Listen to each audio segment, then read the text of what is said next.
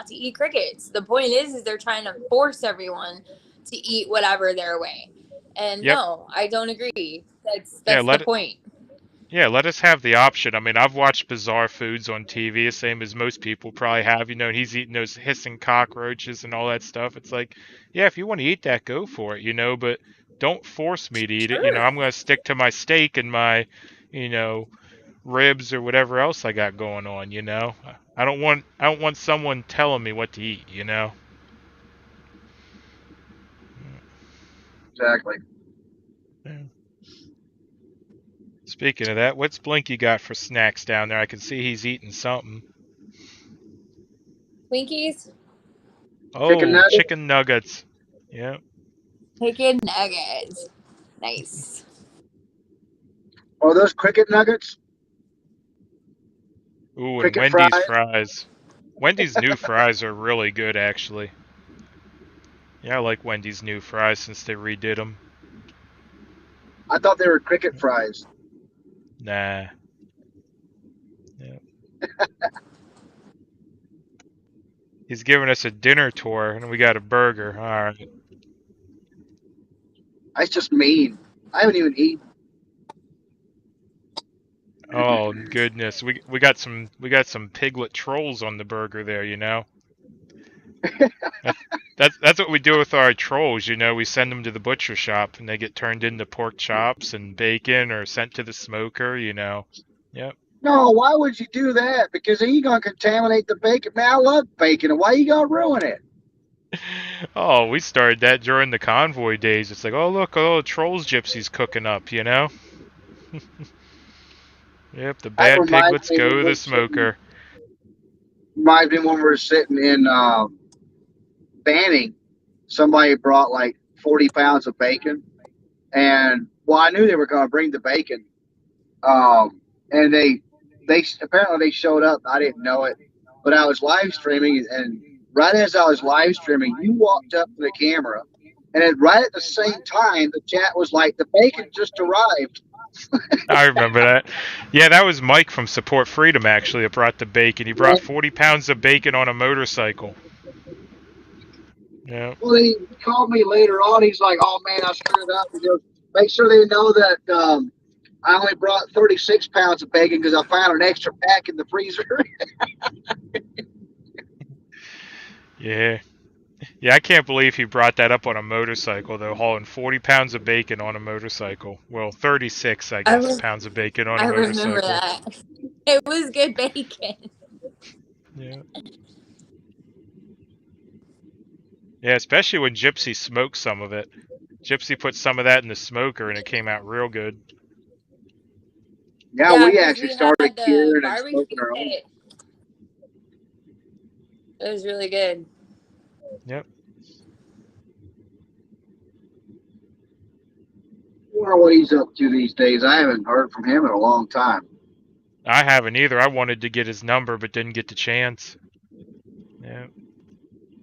I don't know if I have his number or not. I gotta look.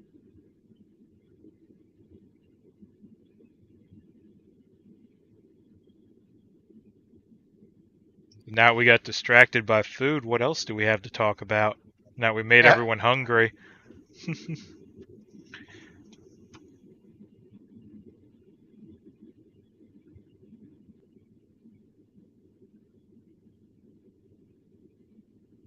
think he's muted. Well, I know he was muted when he was eating. I don't know if he's trying to talk or if he's lagging. He looks like he's froze to me. If you're talking about Blinky. Yeah, he seems lagging a little bit. You see that flashing in my? I see something flashing on my flag back here. Like it's a Yeah. reflection from something. But yeah, it's still flashing. What the hell is flashing?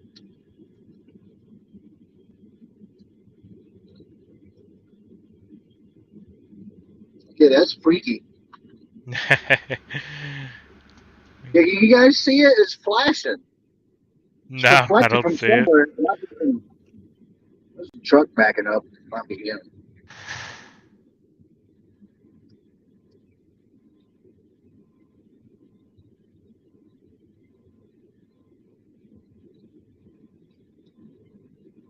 Um, you get Mudpig. Have you seen the new? I gotta try to find another one. I think it's a Western Star because it looked like it had the square emblem with the W in it on the hood, and it was a really wide hood. But the cab and the sleeper were a Cascadia Freightliner sleeper. Not kidding you. I saw 3 of them this last week.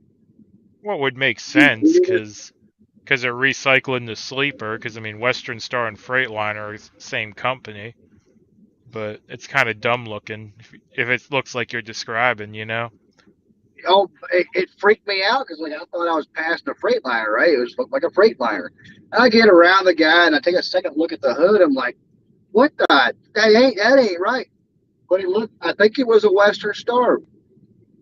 Freakiest looking truck I ever seen. Now I'm curious. So it has like the curved sleeper like a Cascadia would, but it's square like a Western Star. Yeah, like and it's not like it looks almost like the old style square hood Western Star, but like a newer model kind of swing to it. Like it just, I mean, it was weird. And you could tell it was a new truck. It wasn't like an old truck put together. It was a new truck. Yeah, it was a new truck that they just kind of pieced together. It's like, oh, it was wrecked, so we had this part of a Freightliner, this part of a Western Star, right? And you just kind of started putting bits together. I saw like 2 or 3 of them last week, though. If it would have been just like a one-off kind of thing, I'd be like, well, somebody just put it together. But I saw like, I think it was 2 or 3 of them that I saw. It was weird. Better not say it too loud because somebody will make sure I get a drug test or something because it just don't sound right. Yeah, I think you're losing your mind, right? Yeah. It's like, man, they're making hybrid trucks now. They're putting all this stuff together. Well, I mean, Kenworth kind of did. The new Kenworths they got. Times are tough all over, man. Yeah, they're just using spare parts, right? So, oh, we got all these Freightliner sleepers laying around. I'm telling you, times are tough all over. It would be the first time I've seen it happen.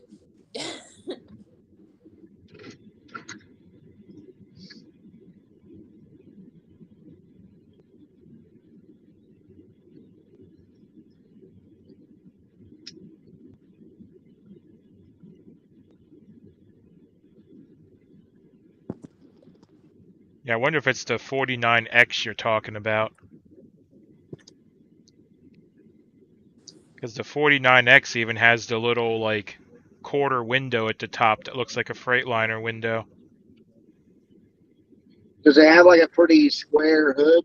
Like a large car? Yeah, that's probably it. Square hood, curved roof. It has that little, like, 45-degree window in the top. You know how the Freightliners have the window? It has the 45-degree cut. The cab and the bunk look just like a Cascadia.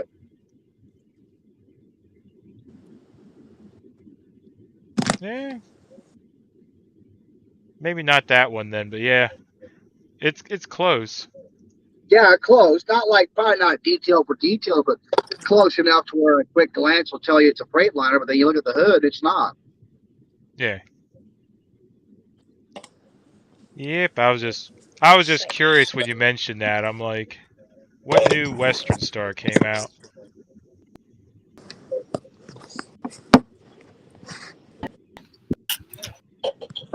And for a second there, I thought the mayor was hanging from the ceiling.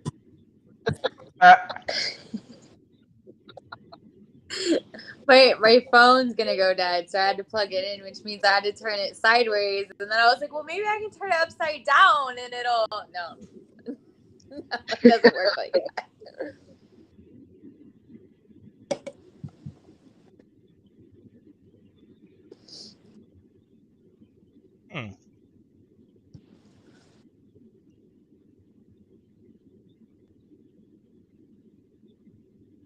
Yeah, I think it's the 49X you're talking about. since I seen those three all in like a matter of 2 days, I started kind of keeping my eyes peeled in the parking lots for one, so I can kind of take a picture of it. But now I haven't seen one since then. I've only seen them on the road.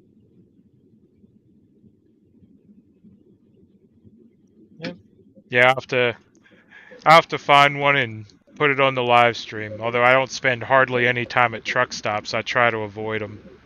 I'm usually always at rest areas or something like that. Just truck stops get too crazy, you know. And then we got Blinky at the world's largest truck stop. Yeah. He's got to finish eating. I haven't heard nothing from him all night, you know. He's got himself muted while he's eating. Yeah.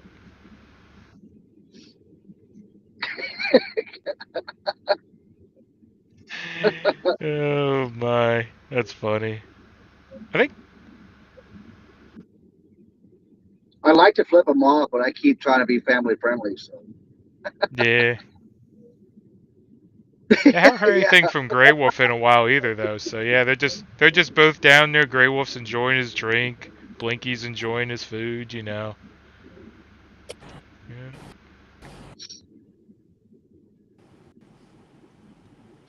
I was gonna grab something out of my freezer to thaw it out, and I forgot to do it. Can you hear me now? There you are. I think my Bluetooth was hooked.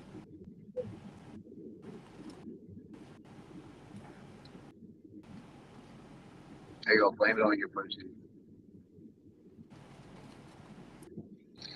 Ray Wolf got us sucked.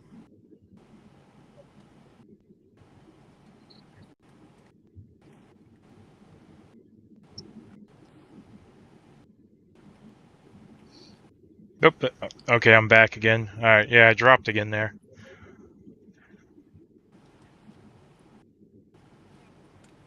Mikey, where are you at that you still got daylight? Iowa. Oh. World's I guess that's a little largest bit. truck stop. I still have daylight. What is that? Someone in my chat said, "Better hope he's not eating pork rinds." I grabbed a bag of pork rinds. Oh, you're not supposed to eat pork rinds? Barbecue, yeah. Mine are hot and spicy.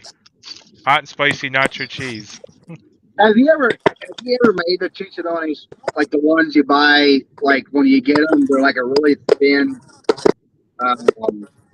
plate of like I don't know what it resembles, but you fry it in like oil, and it expands into like a pork rind. Then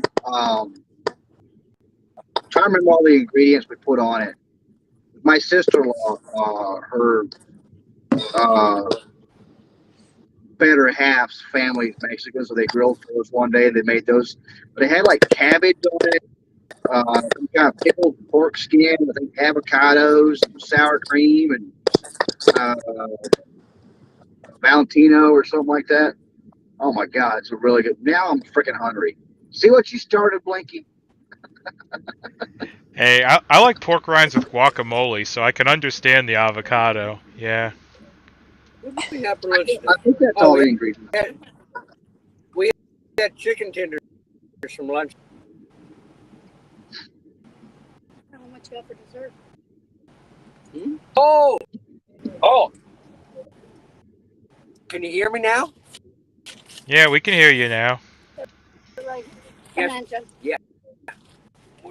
How far? Right there? Yep. I picked up dessert today when I picked up lunch.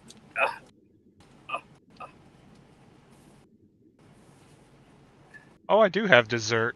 I was gonna say I don't have dessert. More moon Oh, you got pies? fat pills. There we go. Jelly filled donuts for dessert. Some fat pills. Fat pills.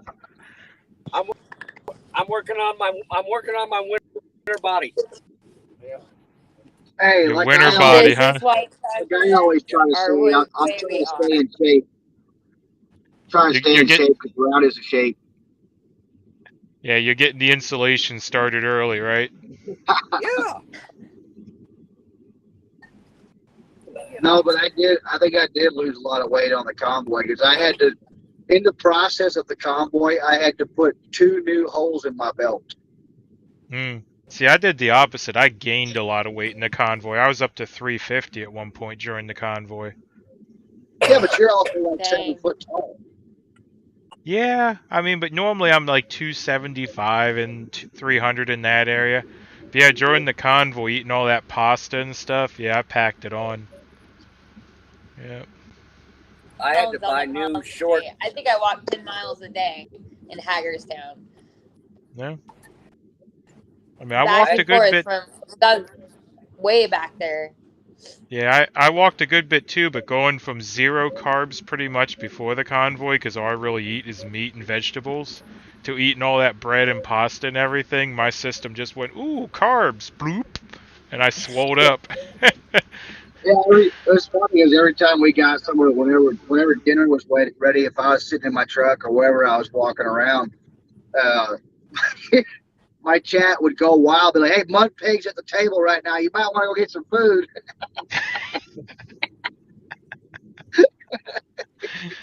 Oh, goodness.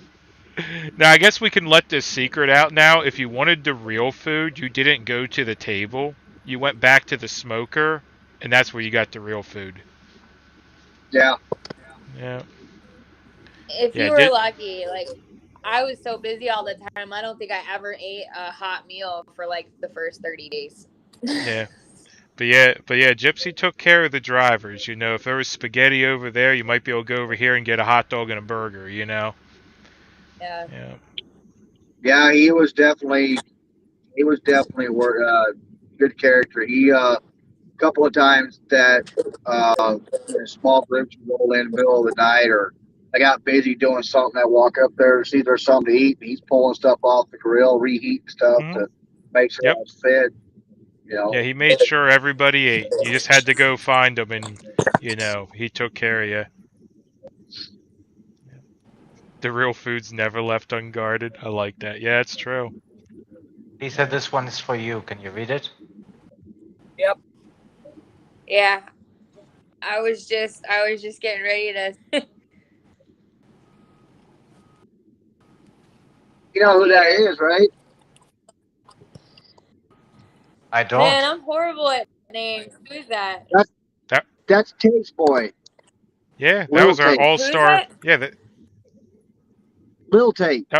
Say Tater Tot. Oh, little one. Yeah, Yeah, our all-star pamphlet dispenser. I mean, he could get rid of those pamphlets quicker than anybody. You know, a kid walks up to you with the pamphlet, you got to take it. you know what? Yeah. You know That's what Hadwe awesome. means. Hey, buddy. You know what Hadwe means, right? He's no what? Hadwe is freedom in Minion language. I didn't even know it, but they actually have. Oh, he said howdy. I thought he said howdy, but I didn't know it. But actually, you can actually go online and you can actually find out what certain words mean in Minion language. And so Oh they were like, "Oh my, goodness. can't use Minion language." So howdy is freedom in Minion. All Damn right then. Klingon. Yeah, like Yeah, Klingon, but better. Yeah, wasn't there a new Minion movie that came out here recently? Yeah, Deplorable. I wanted to go see it, but I just ain't took the time. Yeah. I haven't been in a theater in a long time. Who has time for that?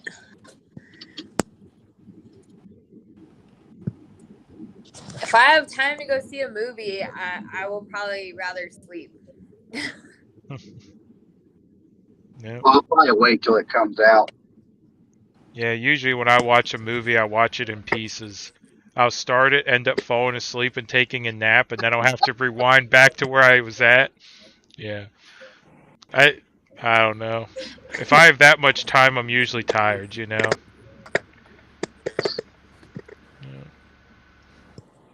Oh, the Teletubby guy.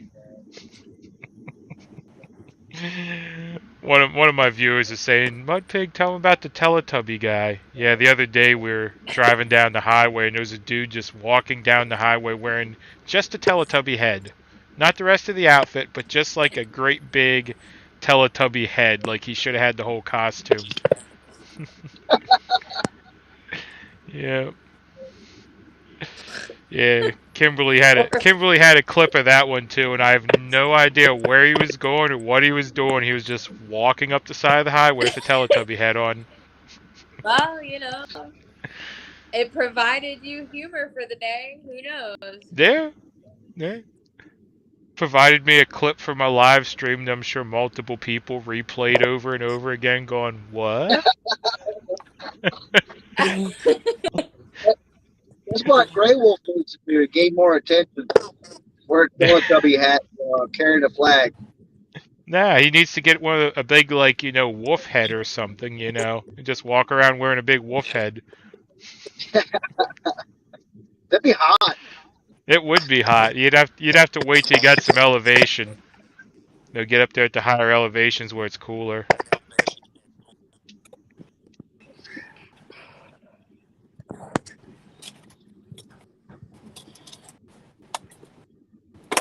There's like 3 people out here on the side at the intersections now on a daily basis, and their signs have the exact prints. And like 3 kids need this. So I've gone to 2 of them so far, and I'm like, would you like some work? And they're like, no English. So I ask them in Spanish if they'd like to work, and they just keep shaking their head at me. And I'm like, okay, all right. I'm about to the point where the next day I have off, I'm going to have a sign and be like, I work almost every day and I'm still starving. Give me your money, not these people. Oh, goodness. Crazy. They had me pissed. I was like, what is it? I saw all 3 of them. I see them every day out there. But what worries me is, like, I wonder if the women are, like, being trafficked that way, like, to make the money, and then they have to give a cut of it, because it's the same lettering for all the signs. So it's almost like someone made up all the signs, handed them the sign, and said, hey, go hold this up. Yeah, exactly. And a friend of mine out near New Braunfels, which is like kind of the nice part of town north of San Antonio, said, she goes, we don't usually have any homeless people up there. And she goes, the last 2 months I've noticed these, and they look, from Central America. And she said this one lady holds up need baby formula in English, and you can tell she doesn't speak Spanish. And she like had this look on her face, like she kept looking back to another car. And I'm like, I could believe that. I could believe that they brought him in here and said, you're going to stand here and make money to pay for your, trip into here. You know what I mean? Yeah. Crazy kid. I mean, it's interesting. Yeah, It's interesting. There was a guy out there, was it that TA west of Houston or east of Houston? There was this guy that was out there on the street corner like every day. She went out there one day to give him a sandwich because she felt bad for him. And then they talked back and forth. A couple of days later, he comes back in and he's like, they were talking about problems. And he was saying something like he brought in like $300 or $400 just that day and standing there begging. And she's like, well, Snoota, how you gonna give you no sandwiches? I'll make like $10 an hour. You made more than I do. Yeah. Yeah, it's crazy. Some people don't like my opinion of it, but I was homeless once. I was homeless by consequence of choices and by circumstance. And but I realized too, I was homeless for like 6 months, and there's a certain amount of liberty associated with that, where you're not having to worry about, you're just worrying about day to day. You don't have bills to worry about or anybody else. But I learned a very important thing, and some people are going to be pissed when I say this. There's about 85% of people that are homeless that choose to be homeless. That's just how they want to be. There's about 15% that do end up homeless based on circumstance situations. They don't stay homeless for very long, I can assure you. There is so many programs and different things out there, and it's just like we're conditioned to go, oh, the homeless. No, a lot of them choose to be that way. They want to be that way because guess what? They have no bills, they have no responsibility, they can do the drugs they want to do, they can live the way they want to live. That's just their choice. And so I don't have a lot of sympathy when it comes to a lot of those people. Yeah, I don't know. When I was a kid, I always thought the hobo life sounded interesting, and then, well, I became a trucker, so I kind of get to see the country anyway. But I know it's kind of like that. It's not actually like it where, you know, it's dramatized where you hop on the boxcar with your little bag and you ride to the next state and all that, you know? But I always thought that was interesting as a kid, you know? But yeah. It is liberating. I mean, it's liberating because you can just maneuver around and do things. But yeah, it's a lifestyle. A lot of these people, it's a lifestyle to them that allows them to kind of fly under the radar and do whatever they feel like they want to do. And a lot of them are drug addicts, and that is a whole nother conversation for another day because people will go back and forth about whether it's a disease or not, or a choice or anything like that. But yeah, a lot of them choose to be homeless, I assure you. So I don't have as much sympathy, and everyone's going to call me heartless for it, I'm sure. Well, I mean, you know where most of the drugs come from, so that's part of the plan, we'll put it that way. To keep people distracted. We'll be nice about it. Yeah. Opioid the masses. Yep.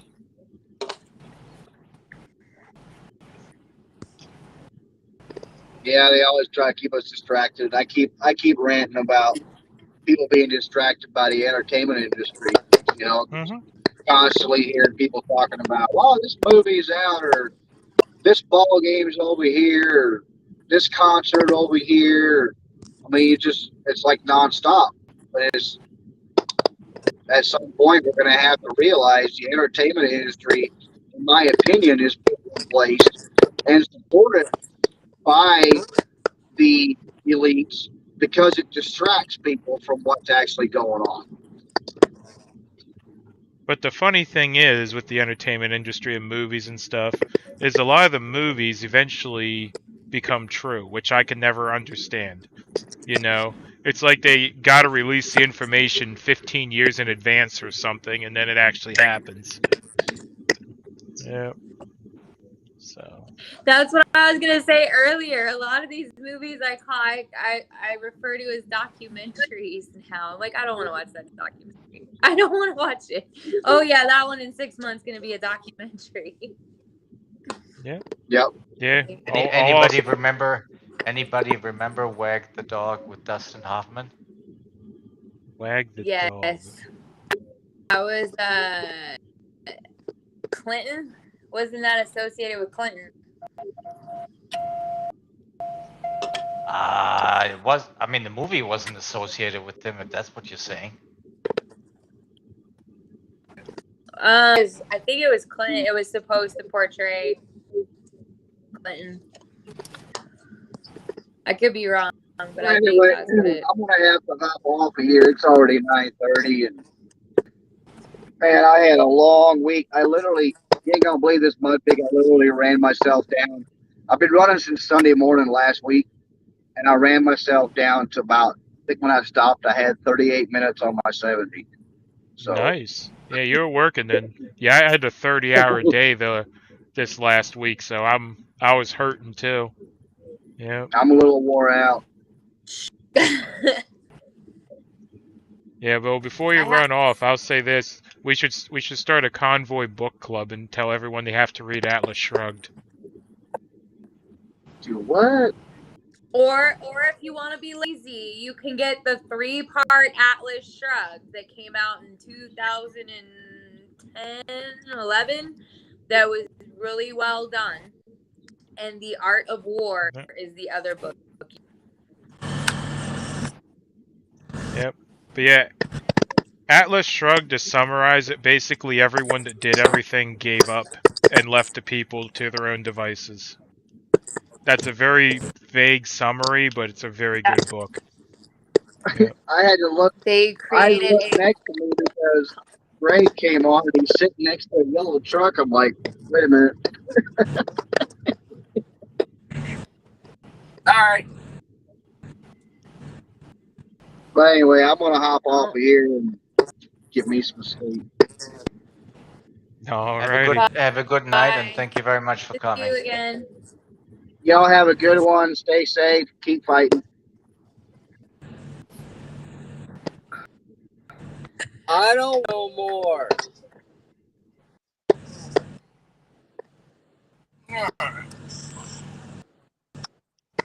Grey Wolf, are you muted?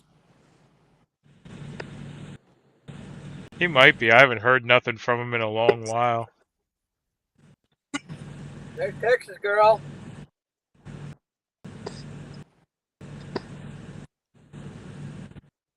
All I keep seeing is really excited about something, and I don't know what it is yet. Yeah, he's not sharing. Oh, he's talking on the phone. Video chat.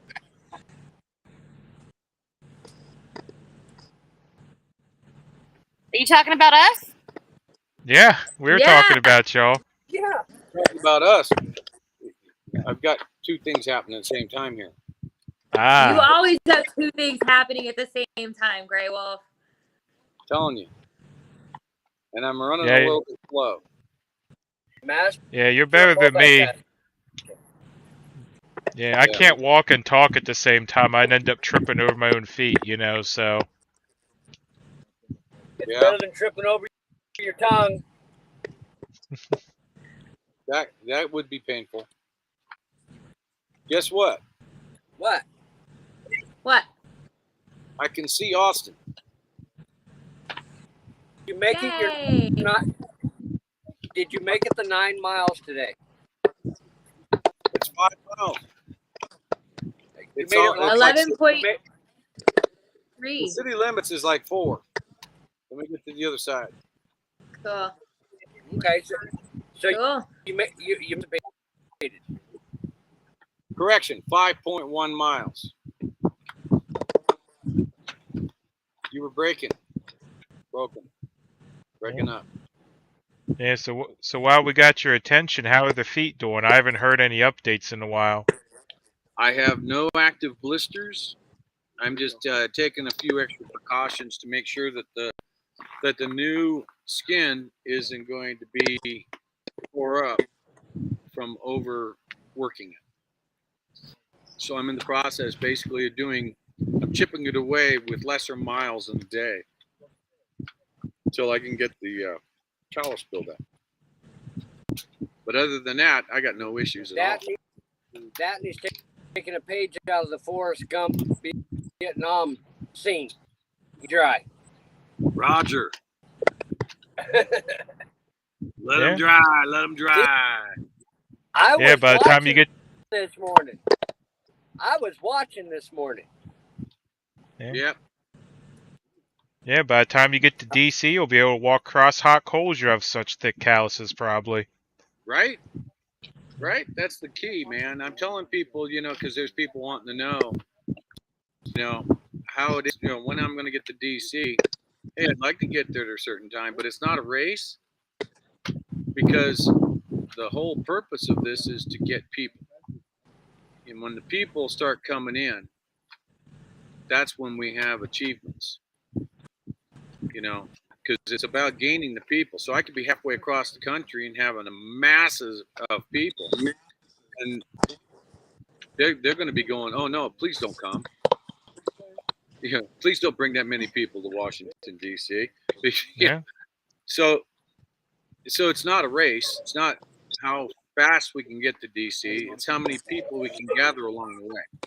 Yeah, and if you're walking, then what can they do to stop you? They can't surround the whole town with barbed wire or something, you know? Right. I'll guarantee you that a snowplow won't stop me. Yeah. I'll guarantee That's true. that. So, yeah, I'll guarantee you that they cannot cover every entrance going into the district. Yep. So We'll get it. There's barbed wire. and when you get all the people, that's what it's all about. Get all the people, because you guys have heard me say it before, and I continue to say it. I'll probably say it another million times in the next few months.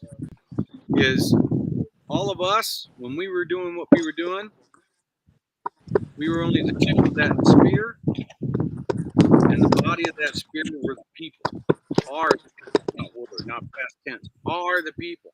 The staff of that spear to take into battle is more people. If we don't have people, understanding what changes have to occur have to happen with people. Got to have the people. Yep. So Yeah, you need to reach that critical mass, to the point where there's enough people that they can't ignore it anymore. you got it. When you hit that point, it's like if you can have a 4-car pileup down the road here, and within a few moments you'll see a satellite truck out there with a news reporter with that satellite dish stuck 25 feet in the air, 40 feet in the air. But in 87 days, we didn't see a single satellite truck. Nope. We saw a few helicopters, but yeah, we never got the satellite truck. Never got the satellite truck with reporters. So we're being ignored. The people are being ignored. But there was a crescendo going on that we were that close. We were that close to blowing past that ignorance. But we never got over that hump to be able to say, aha, here we are. You get all of these states, 16, 17 states of passage, and they start coming from other states other than the 16 or 17 states of passage. And the next thing you know, you start amassing more and more people who understand that it's not just a singular person. It's way beyond me. It's way above me. It's way above truck drivers. It's way above any one person. And it is about the number of people that will make change. When all the people come together and have their many voices come out as a singular, loud, trumpeting voice, they cannot ignore it. No more. And with all those same people telling all of their elected individuals what it is that they want them to do, they start scaring the you-know-what out of them. And that's when they start listening to us again. But they're not going to do it until we hit that critical mass that you spoke of, Phil. But yeah, you just need the politicians to be more afraid of the people than they are of the people lining their pockets, is what you need. Exactly. That's the nail on the head. They're right now more afraid of the ones putting that in their pocket than they are of the people. And we need to flip that switch to where they're more afraid of the people than the people that are giving them the money. Yep. And when you flip that switch, that's when you make change. Because now the people will be out there in the streets going, whoa. You don't work for that guy that's giving you that fancy-ass boat. You work for me. Yep. And when you don't have that office no more because the people say get out, you're not going to have the people lining your pocket anymore. So they have to realize that connection. Yeah. That's right. And that's the educating force that I'm doing along, because I'm working on educating everybody along the way. You can't educate the ignorant. They don't want to be told. We've already had some odds doing calls yesterday right up here in Austin where one individual told to F off and die. We'll just tell them about me coming in town. One individual actually did that. Go ahead. That's the kind of ignorance you can't do anything about. Yeah. Yep. You can't do anything about people like that. But they're the minority. They are the minority. So we will take it as far as we can possibly take it. When other people around that individual start pressuring, then that individual will back off into the shadows and start sucking their thumbs, going, "Oh, whoa, what did I just do?" Yep. So take it. You're right. You're right, Mr. J. Resolution before revolution. That's the goal. Hopefully, I mean, that's what we talked about during the convoy too. There's only a handful of ways this will end, and we don't want to see the one option, you know. That's right. But you know what? To add on to that, Phil, is this. People that are so dead set against the peaceful side that are like saying, let's just go and use Second Amendment on everybody. Well, I have a question. If you can't organize to do it peacefully and get people to do it peacefully, what the hell is going to get you organization the other way? That is true. You still got to have people. You either have, now you just got more people. You just got people that have something in their hand that's got a pretty fast projectile going on it. Watch it. Yeah. Watch it. She will get into court, honey. Take her. Got to keep her tight and get her out. She'll knock stuff over. Yeah, there's a heck. Yeah, there's a heck of a lot more risk for someone to go out with something in their hands that way than what we're trying to do. Right, and if you can't organize them to do this, what makes you think that they're going to be able to organize to do that? Yeah. So either way, you still got to have people. Mm-hmm. So why not try to get the masses together that don't want to do it that way, but want change? Because those are going to be more than those that want to just go in guns blazing. So you have to exhaust all peaceful opportunities. You have to. Yeah. If you've exhausted all peaceful opportunities, you've tried absolute everything, then we know what's happened in the history of governments around the world since we've been keeping records. The people have always come to bear against the government and taken them out. Mm-hmm. This particular worldwide government thinks that they've got the answer to that, and that they've groomed us over the last 200 years so that they can prevent such a thing from occurring again, like has happened before in all of history.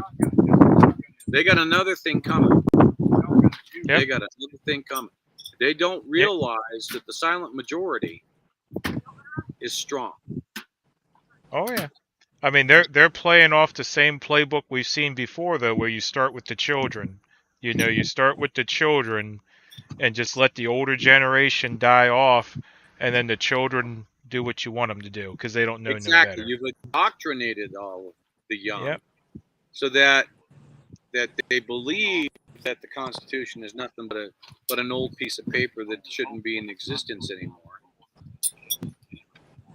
And by the time you get several generations of indoctrination, they believe that they can control all of it, and that all of us old farts have died off, or maybe they've tried to accelerate that, shall I say? Yeah. That's what we have to stop. When you look at the demographics of my particular streams, 41% of my viewership is over the age of 65. Same here. Same here. All right. When you look at another 38% are 55 plus. Well, those are some pretty damn large numbers. Yeah. Where is the rest? If I've got 38 and 41, that doesn't leave a whole lot for the less than 55 crowd to come into play. Yeah, and that's one of the and that's one of the problems we've always had is how do we get the younger generation interested? Right, because they've been so indoctrinated that there's a lesser population there. There's a lesser number that will work with what is right, and to everybody else, we're just a bunch of old farts that want to protect a piece of paper that's old and dusty. Well, remember this though. There are a lot of people like my stepsister. She's 29 now, I think. And she was kind of indoctrinated for a while there, but then she kind of got out into the real world and life kicked her in the teeth a few times. And all of a sudden she realized what the hell was going on.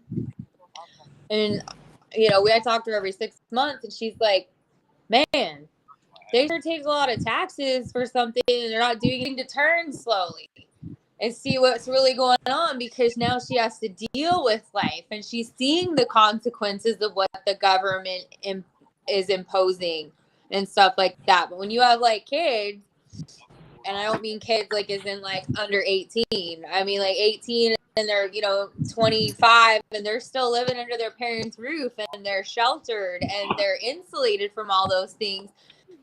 They're also the most altruistic between like 16 and 25. So that's where they're teaching you want your fellow man to be, you know, equitable or equal. Well, of course, you know, you do. But they're sheltered from the life and the consequences that the government's imposing to a great extent. But when they get out of that and they start to be on their own, they start to see that. Believe it or not, I've seen a lot of them turn like that over a few years. From being like all the way over here to like, wait a minute, that's not cool because of their parents. So just remember, life's got to kick them in the teeth a little bit. Yeah, no, and I get that, Lisa. That, you know, they're out there. Don't get me wrong. I'm just saying that when you look at the numbers, there isn't a whole lot of them. And they need to be spoken to, and they need to be somehow, if you just want to reach out there, shake them and say, would you please wake up? You know? Yeah. I mean, I know a professor, and he said there's about 60 or 70% of his, you know, college kids that are like, they're done being told what to do. I was like, really? That's interesting. He's told me that, and I go, you know, I just like, I would like to see they it in the numbers. overplay their hand. Yeah, I they would like to see overplay it their hand. Seeing it. You know, I see it on a onesie twosie basis from here to there. You know, saw that in Hagerstown with a few young people there. I do see it. I just not see it in mass. And that's what we need to do. Yeah, most of the young people I saw were very young, you know, like, you know, kindergartners and stuff out there with their little flag and stuff. You didn't really see the teenage population or the college population. I saw some. There were some out there. Like, were they in droves? Absolutely not. But they were like the ones where you could tell that they were probably more of a conservative type of people. And but I also talked to a couple that were like on the fence. And after all this like bull crap that's been going on and all the lockdowns and everything, they were like, no government should be able to do that. They don't have our best interest at heart, and it just totally pushed them to the other side to understand the truth. So it was nice to hear that too from them, you know. I think they're gonna overplay their hands.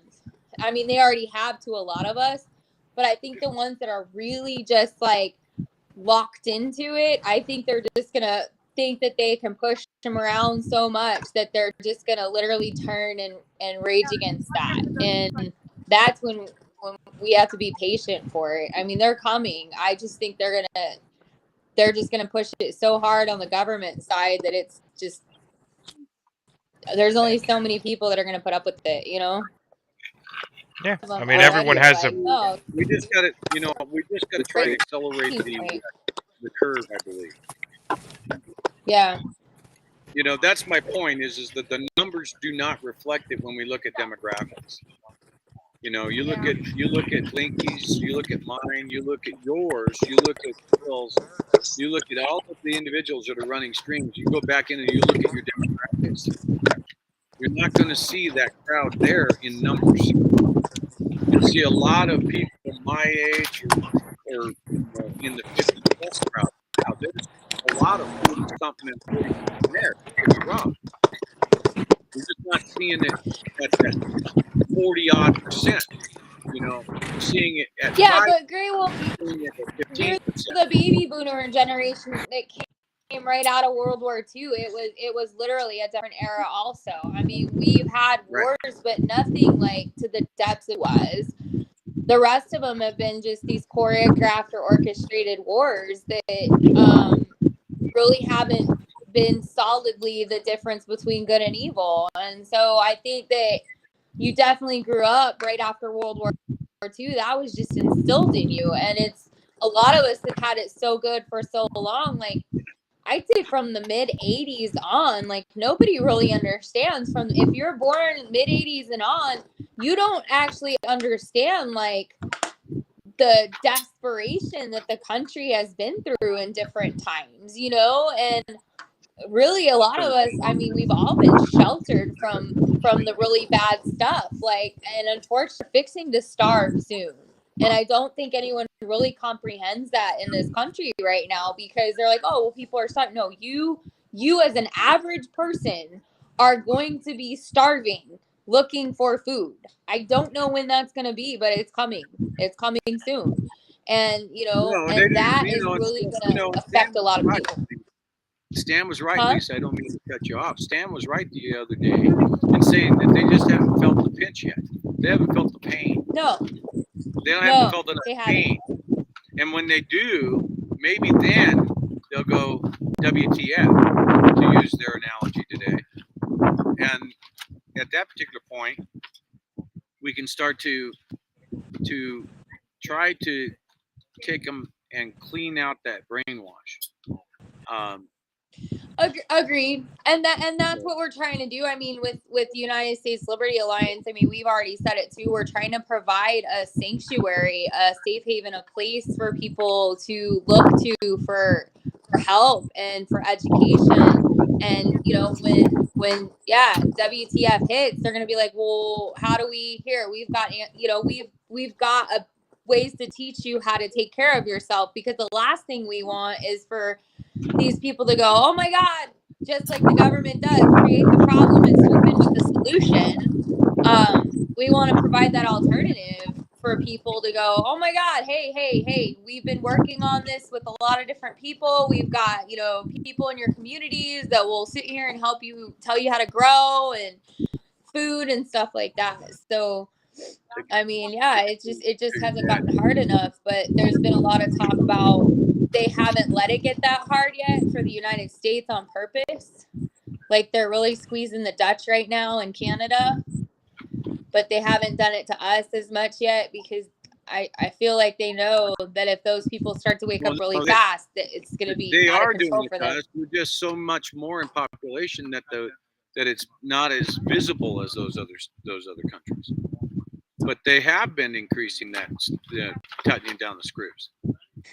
How do you go from $2 a gallon to $7 a gallon in gas without that being true?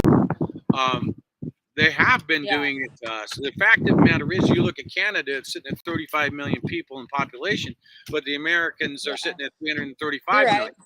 So they're only 10% our size. So you make the change there, and yes, it's evident. You make the change here, it's only 10% visible. So that's the difference.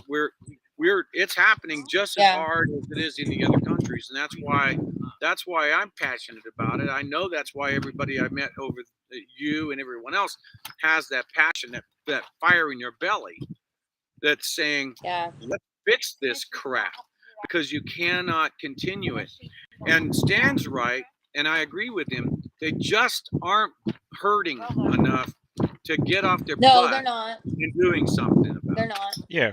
They don't have that. Yeah, go ahead, Phil. Oh, I was just going to say they don't have that frustration yet where they're looking for a group to join up with and try to find the answer. It's like they're missing that kick in the rear, for lack of other words, to get them to get up and do something, you know?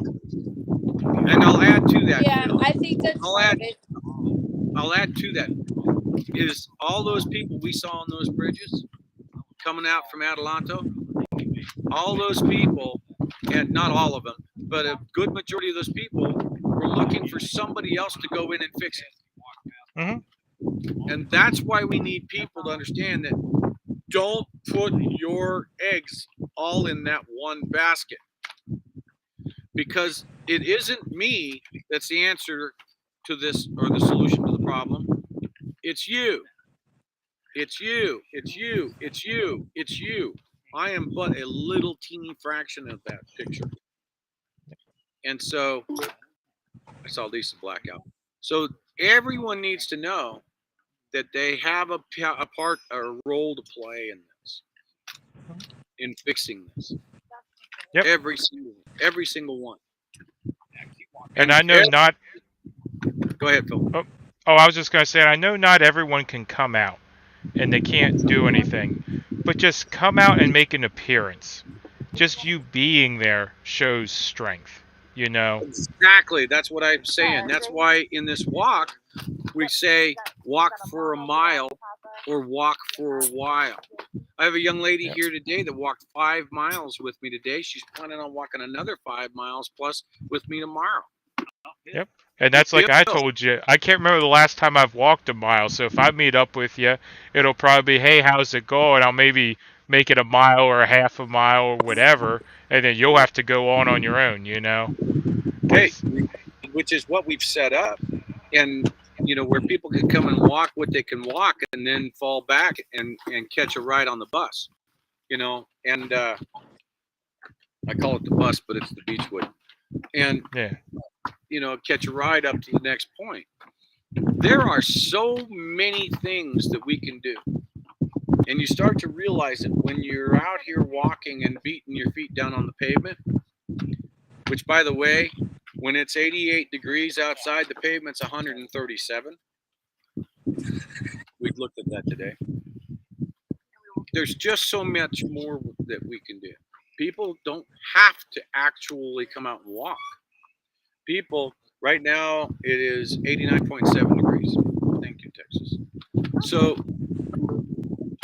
the people, there's ways to explore without having to actually, you know, and that's where the folks who are supporting me on my team, they're asking for volunteers. Volunteers. We got about 17 states to cross. You know how many counties that equals? My goodness. All of those counties, well, they all need setting up, getting ready for what could potentially be a large crowd of people through their counties.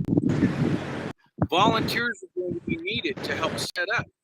So unlike where you have 30 or 40 volunteers, you may have to have hundreds of volunteers going in and saying, what can I do? I live in one of those 17 states. I know so and so. We've already got a couple of folks in Illinois that are popping up for the Effingham area that are looking to dig in there, make phone calls. We've got people that have been in the group for quite some time that are calling ahead, talking to the sheriff's departments in these counties that we're going across. Right here in That's what I was getting ready to ask you, because that was one of my biggest problems with the convoy, how things were done, is we didn't have that advanced team. People didn't know we were coming. They didn't know what was going on. There was no preparation.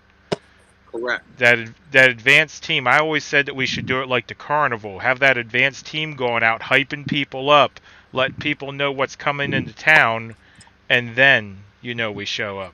And you know what we have dubbed that in the walk? We are calling them walk ambassadors. Yeah.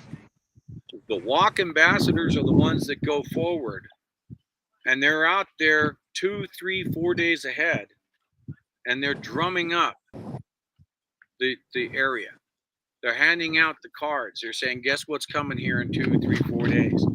They're going to be staying here. There's going to be a rally there. There's going to be this person speaking. There's going to be this. This is what we're going to be talking about. That is... What's that? Oh, he's talking to someone else. So that's what's so important. You're right on. Having that advanced team of volunteers that can act as walk ambassadors. But it is so important that they actually communicate with, I'm not calling my group organizers, I'm calling them supporters that are coming back and get that cohesion of saying, of sharing what they've communicated. Otherwise, you get 10 people doing the same darn thing. People you're trying to talk to and convince it's a good thing are going, I got 25 phone calls today about the same darn thing. You guys want to pull your head out of your backside? So there's got to be this level of communications that says, hey, I'm going to contact this person, and everyone sees it. So you don't get 700 people deciding to do the same thing at the same time. Just because they see I'm 5 miles from Austin, all of a sudden people in my chat start making the calls out to Austin. Those people in Austin are going to start hanging because there's just too many people. Yeah. So that was one of the big breakdowns when we were traveling across the country. Like when we rolled into the auction house, I'm not going to rehash too much of the convoy here, but when we rolled into the auction house that had all the John Deeres, I can't remember if it was the state police or the fire company, but either way, we had the escort in, right? They actually came into my chat and they were talking to me, and I'm like, well, I don't know if this is true or not. So I ended up calling G and being like, hey, they want to escort us in. I don't know if you can confirm this somehow. But they had no way of contacting to say, hey, we want to escort y'all in. Because they had attempted, and they had to go through my live stream, and then I called G, and he was able to get a hold of him and confirm. But there was none of that. There was none of that advanced communication.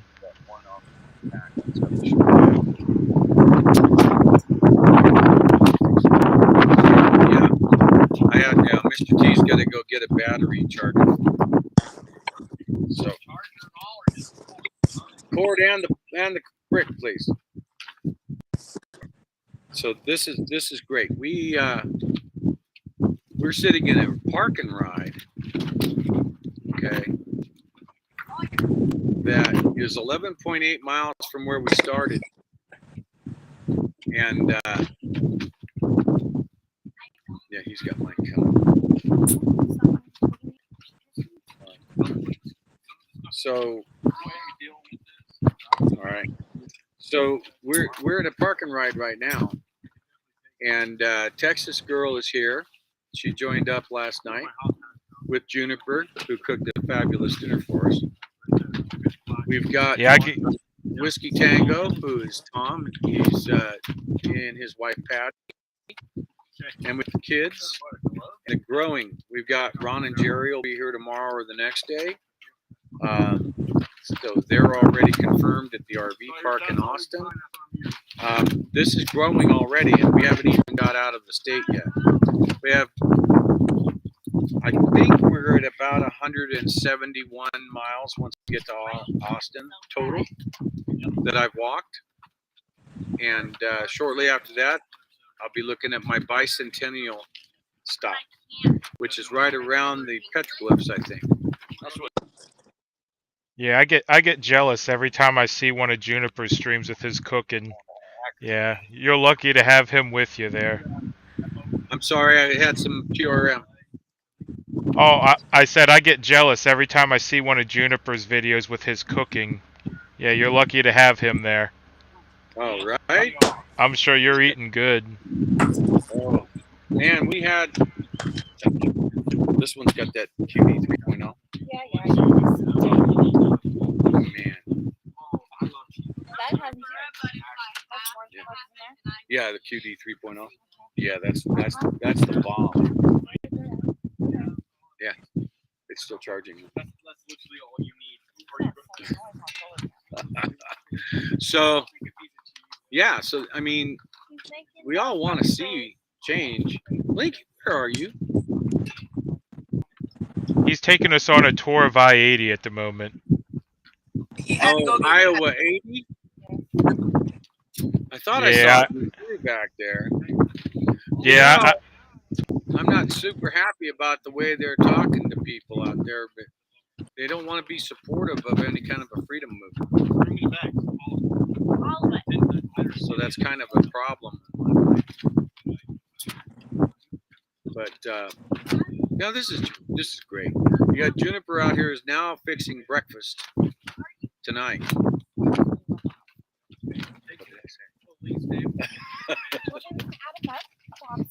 I added a bunch. 71 miles. We're 171 miles that I've walked so far. So that means petroglyphs on the other side of Austin are going to be my centennial mark. Yeah, my bicentennial mark. So I'll have 200 miles down by then, and I feel great. We've been chunking away at the miles a lot, miles per day, but I'm not beating up my feet until I can get them all calloused up. Yeah, and we discussed that as well. If you tear yourself up now, then what's the point of it? Because you're not going to be able to finish. You got to work into it, you know? Exactly. By the way, we're on a Starlink connection right now to you. So, Yeah, how you like it? I mean, have you tried it rolling, or have you no, just we haven't. tried it This static? is the maiden voyage right here. You're on its maiden call.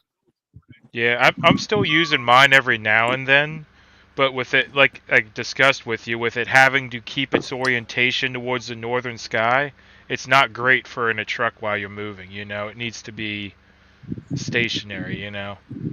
Well, I'm looking at it and I'm thinking, how much wind force that little 1.5 pole or 1.25 pole can hold. Oh, it'll And take a lot. I mean, I've seen videos of them in storms and stuff where it's going sideways, stuff's flying by, and the Starlink's just contently sitting there, you know? so if it They're can handle pretty... 50-mile-an-hour wind, you could take the tripod and just mount it to the roof, right? Well, that's how mine's actually mounted. My truck has a false roof. My truck's a mid-roof with a cap. Right under my cap is where my Starlink sits on the roof of the actual truck under the cap, and it's just ratchet strapped to the sides of the false roof. It has 4 ratchet straps going in each direction holding it centered up there, and it rides up there all day long, and you know wind gets up under those false caps, and it hasn't affected it, you know. I was thinking about a way, because you know how it's got 3 feet. It's got 3 legs on it. And then that 1.25 pole up the middle to the dish. Mm-hmm. I was thinking a way of putting up maybe a gin pole. You know what? A gin pole up the back of the RV. And then having it take the feet off of the pole and let it just sit there just above roof line at the back. Yeah, well, there's a lot of guys, they'll go to Harbor Freight, and Harbor Freight sells a telescoping flagpole, and they'll actually take that telescoping flagpole and get some fittings and just adapt it and set it right on top of the telescoping flagpole, so when they park, they just run the flagpole up. Right, but I'm talking, I mean, at 2 miles an hour, I don't think there'd be a problem. Yeah, I think and that's 3 miles an hour, I think it'll track. Yeah, and I've had it tracking at 75 miles an hour. I mean, it'll track, it just won't move. It won't, like if you turn and now the Starlink's facing east or even worse south, then it loses its tracking. That dish needs to face north. That's the biggest problem. If the back of the dish is facing the wrong way, then you got no signal. All right, so if you're moving and you're slightly adjusting, it's going to adjust though, right? Yeah, it'll, like I said, I mean, I had it tracking at 75 mile an hour, I was able to do a speed test, and it worked, but the dish has to be facing the right way. Right, I'm just saying, as you're moving like this or like this down the road, it's not going to just knock you off. No, no, as long as it's vaguely facing north, it's happy. So if we get a pole, and we put a pole up off the back of the beechwood, and we get it so that we can now U-clamp that to the pole, take the feet off of it, then the dish itself will be above the roof of the beechwood about that much. Then it can actually turn everywhere that it wants, and then we wire it right through. We should be able to work it. Now, the panel... And that router has... Go ahead. router. Oh, I was just going to say, and that router has a pretty good throw. That's a pretty strong router. I mean, I've been Right. in So the I would bathroom have at the to be truck able stop to before and connect. picked up the Wi-Fi from the truck. How far? I've been in the bathroom at the truck stop before and be able to pick up the Wi-Fi from my truck. So, I mean, it's a good throw on that router. So if he's 4 car lengths behind me in the Beechwood, Oh, yeah. You'll have them easy be then, able yeah. to have signal to still keep my streaming. Yeah. And what we have to do is we have to figure out how Juniper can do his classes simultaneously. Well, And Juniper won't be using the uplink. The uplink on Starlink is the issue. You only got about 10 megs to work with, give or take. Sometimes a little less. Your true, but downloads, he still has to be within Wi-Fi range. okay, yeah, so he'd have to maybe sit in the Beechwood and do his class and ride there a little bit or something. Yeah. Yeah, well, if we got a table there set up with you in there while he's driving,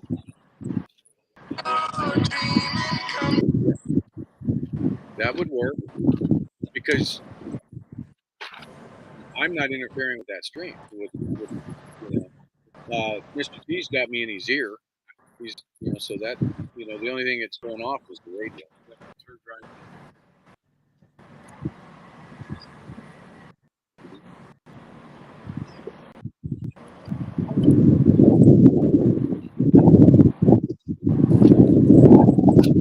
how are you going to do that?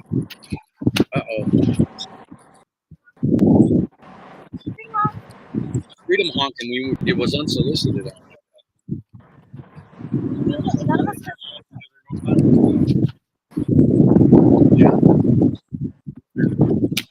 So yeah, I mean, because you got to be stationary to do your class anyway.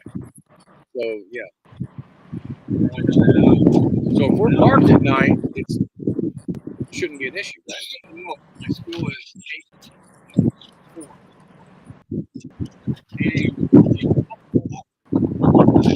We have to switch around. I think Yeah, but if he's driving. Yeah, Juniper couldn't do his class while he's driving, that's for sure. That'd be a little hard, juggle a laptop in a class. All right. You guys figure that out. My brain is already kinked up enough now. Yeah. But yeah, Starlink's good as long as it can see the horizon, pretty much. It needs that northern horizon. He tells me to worry about this. Everything else they got. No, okay. Everything else they got figured out. Yeah. I mean, you can definitely help develop Oh yeah. That's fine because your brain's still going to do that. Yeah. I'm still thinking of a way to cleanly put a pole up the back side of the beach. We'll put one on one side that's a flag, and the other side's Starlink, and then we'll sit there and say, "You thought this wasn't high tech." Yeah. The nice thing about the Starlink is it is small and light. It's not real big and heavy. I'm thinking seriously that just getting I'm going to be honest with you. I think an 1.25 inch piece of conduit, 10-foot piece of conduit, could be strapped to the Beechwood. Yeah, because if you got a ladder on the back, a lot of people do pole mounts right off their ladders on RVs. Yeah, I don't have a ladder off the back.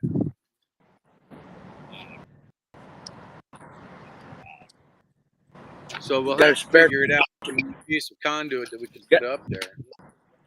You got a spare tire off the back of the Beechwood? No. The spare tire was underneath the Beechwood. And now it's in the supply trailer because I took the spare tire rack out and we put a receiver hitch underneath the Beechwood. So now we've got an extender carriage out the back and we got the generator and gas cans out. What kind of mirrors does it have on the driver's side? It's got your standard like truck an type old mirrors. It's got your truck type mirrors on the front. That's not a bad idea. Strap it up to the. You could probably use a Strap it 4-foot up. piece of conduit and put it on the front. Yeah, strap it up to that mirror, so spin it to adjust it to the horizon as you're going down the road if need be. We could even put a temporary gusset up there if we had to. Well, I know Here's your weather forecast from WeatherCat. Maybe. Oh goodness. Yeah, I know Starlink does have a sandbag mount too, where it just needs to sit on a flat surface and it uses sandbags. You could maybe even put that on the roof as slow as you're going, and if you need to move faster, just take it off. Yeah, but we'd have to break a ladder out of it. We would. They'll forget. Yeah, drive off. I just love that ladder. Forget. Somebody will get hit by a giant sandbag. Oh yeah, that'd be good. Yeah, take off and the Starlink goes flying, the sandbags go flying. Yeah, sandbag goes through a truck driver's You window. never- Next thing you know, Great Wall spins Yeah, suit. you never want to set stuff up of like the first rule of don't do it is, you know, if you go faster, then you've got to adjust. No. Yeah, that's I call true. that an So you could go impact 100 miles adjustment. an hour. The second rule is if somebody says do this, trust me, I know what I'm doing. Right? Yeah, and if they say Or, hold my beer, I'm get from out of the camera, government right? And I'm here to help.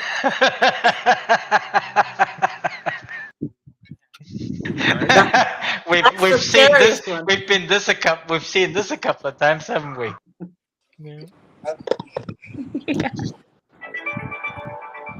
Well, just so you know, Gray Wolf, I'm living in an old adobe home. The walls here are 3 feet thick of adobe, and the router goes through those walls. That's how good that router is. Yeah, the Starlink router is incredibly strong. Yeah. Well, I do have concerns about it coming up. You know, I know that it's designed by the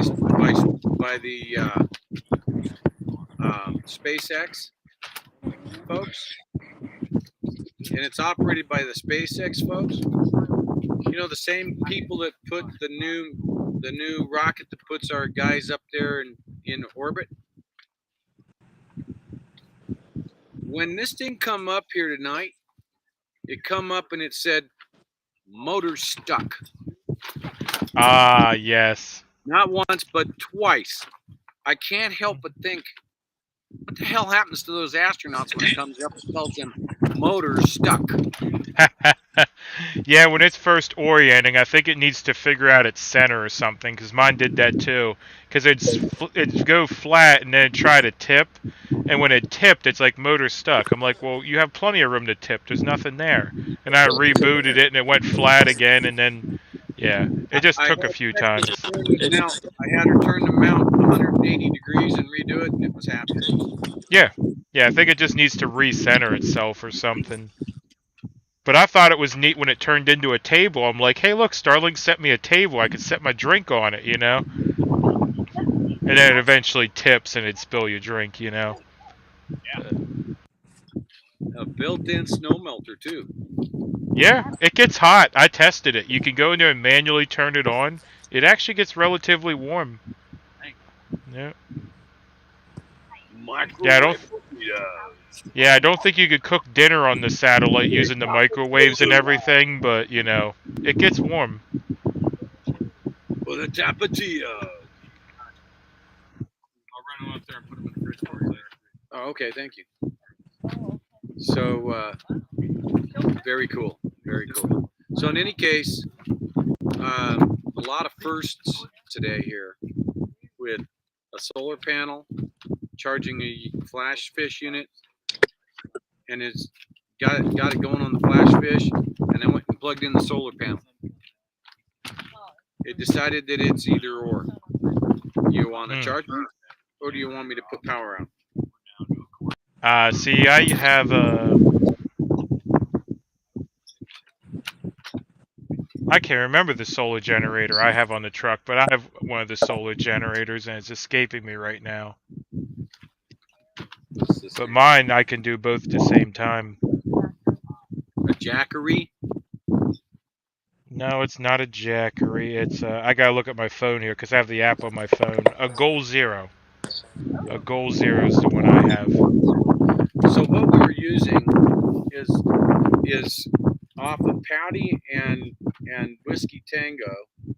Their trailer has got a badass Battleborn system in there. It's a badass. Let's just put it that way. And Yeah, I've heard those Battleborn batteries are incredible. Yeah. There you go. That's what we're using out here for power right now.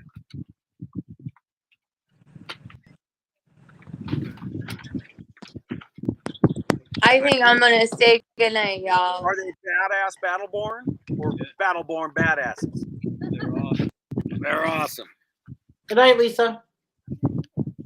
Night, Lisa. Good night, y'all. It's been fun. Good night, Patty. Good night. Night, John boy. Keep up the good work, Good night, Carol. Grandpa. Great to see you. Good night, Mary Ellen. Love you. Take care. Night, Diego. Thank you. Bye, guys. Night. So, Weather Cat, tell us about the weather for tomorrow in Hollywood. It's going to be pretty much the same as what you had today. Like I said, around 88, 89 degrees. It might be, as you climb up that 2,000 feet, it might be a little bit cooler up there in Austin itself. It seemed to be about, when I was watching it today, about maybe 5 to 6 degrees cooler than the valley you're in right now. Okay, so we're dropping down about 500 feet, it looks. Then we're going to go up almost 2,000, you say? I think it's around 2,000 feet, yeah. What you talking about, Willis? Austin sits at, I think it's 7,600 feet, something like that. That don't look that. I mean, Austin all looks like it starts about my height. I know. 5720, right? Earthquake! You're gonna blow away.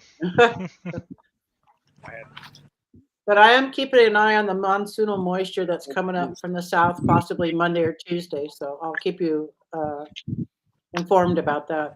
Monsoonal moisture? Does that mean I'm going to have to put some pontoons on the truck? Yeah. We'll have to land the seaplane in to rescue them. Yeah? No, I'm just going to put some pontoons on each side, you know, because I got the skirts. I can get some big pontoons under there. It's like the trailer can sink. I'm not letting the truck sink. It's too expensive. Well, that'll work. Yeah. Yeah, and then if I just get on the throttle hard enough, there's big tires in the back. I'm hoping they'll act like paddles, you know. Sure, why not? Be sure to take video so we can see what happens.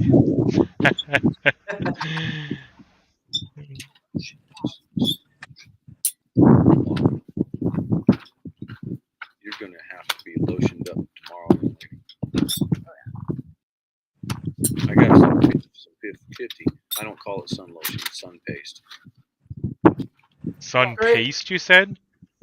Yeah, it's 50 SPF, and that stuff, when you grab that bottle, it's like to get it out.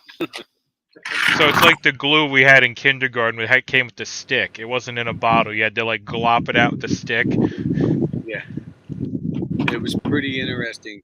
Now I just get to where I just give it what for, and just kind of right there off the bottle on my skin and rub it in. It works great. Works real good. Getting a tan on my arms. Yeah. You gotta get that base tan so you don't get burned then. Right. You got the face is getting the base. Hey, that was funny. I'm a poet, didn't know it. The base is getting the base. But yeah, fun stuff. Yep. Just don't shave. You'll look funny. You'll have that ghost beard then. Yeah, it'll all be white, but it won't be hair. Uh-huh. No. Yeah. I haven't shaved in 35 years. It's been short, but it ain't been that short. Yep. So, but I'm gonna let this thing grow out. Like I said when I was on the convoy, when I started the convoy, I haven't trimmed it down to my standard number 2 since I left. Since I started the convoy, and I said I'm gonna let it grow out until it's over, till this crap is over. Hopefully, I won't be Rip Van Winkle sitting down here looking like Mr. D back here. Yeah, don't let it get to the point where you're tripping over it. It'll be hard to walk. Yeah. I'll be sitting here with nothing on top, and all of a sudden it's sitting there this long. It's like, let me get this out of here. So, Just throw it over your shoulder at that point. right? People be looking at that. What is that? That's my beard. I tried to fix it. I tried to help fix the country, and I said I wouldn't shave it until it was fixed. Yeah. Who knows? Maybe I can make some 550 paracord out of it. Oh goodness. just start braiding it while you walk, right? Use braids of the beard. So I don't know. It feels kind of tough. But yeah, it's fun stuff. So the sun, we got about an hour and 30 minutes, and the sun will be down.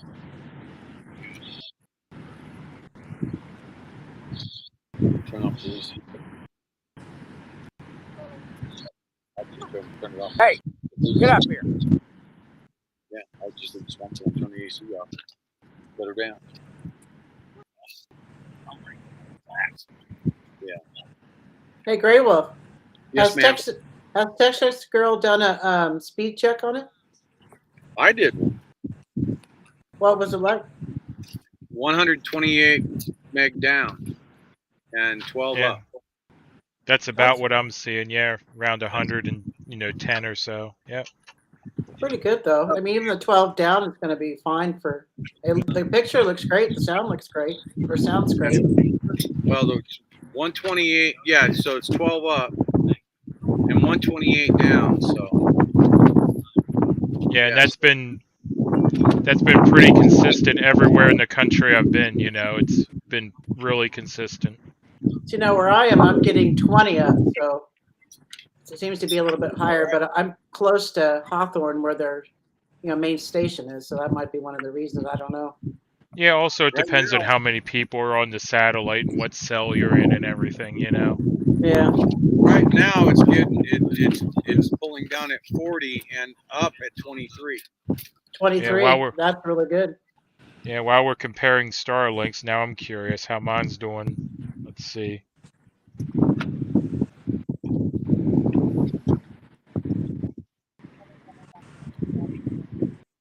Huh? Oh, I thought that was Starlink. Oh, that's the Starlink test.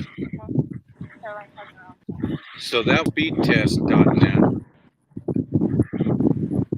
Starlink's test says 60 meg down.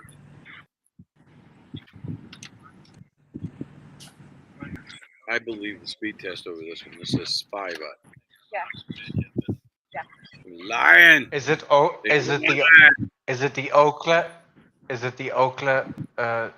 speed test Not you're using? not the one, not the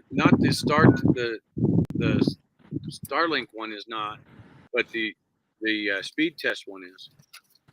Speed Right, test. but there's several. The one that's really good and really accurate is called 1 second. I think it's speed test. Ookla. OOKLA. Yeah, mine's very unhappy at the moment. Mine's 13.8 and 8.6. Ping's 100 though. Ping's good. Yeah, I must have some good heavy cloud cover over me or something. All right, so let me do a speed test using my phone. Oh, wait a minute. This is LTE. I better hook up to the Starlink. Yeah, that's what I use. That's the speed test on that. Yeah, but just think about this. Did you ever think you could be out in the middle of the loneliest highway getting internet? Mm-hmm. It's incredible what Starlink does. Yep. Anywhere in the country, as long as you got a clear view of the sky. Yeah. Well, the other day we stopped at the the old new pattern, and when we pulled in there, no service. We didn't have the Starlink yet, so I was sending text out via my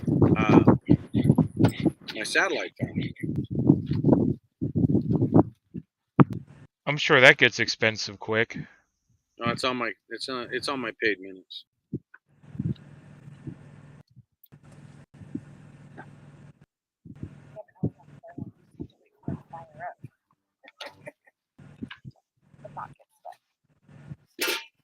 Yeah, let's see what it is.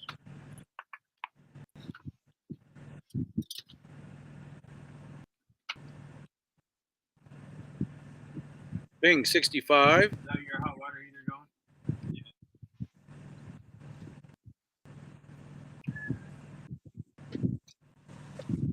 Yeah.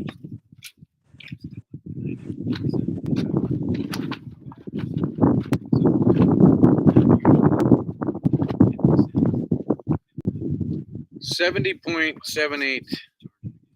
That's using the speedtest.net through the SpaceX Starlink. It didn't tell me the up speed.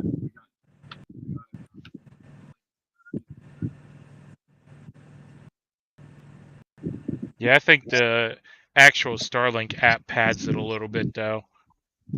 But to do the upload speed on the Starlink app, you got to swipe up. It'll say like swipe up for advanced test, and then you'll be able to do the full test.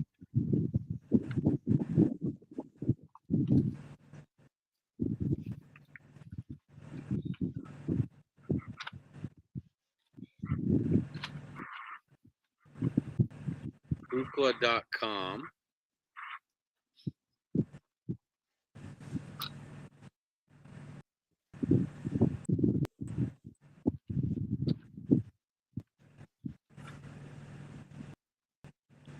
Let's see what happens when I go on look at my home page on. Let's go to the blog.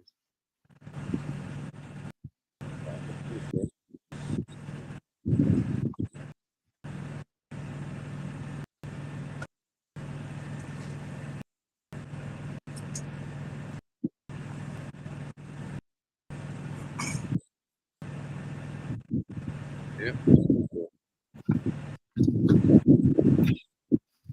I think Ookla is the speed test app though as well. Got it. I think it's one and the same, isn't it? At least it didn't go everywhere.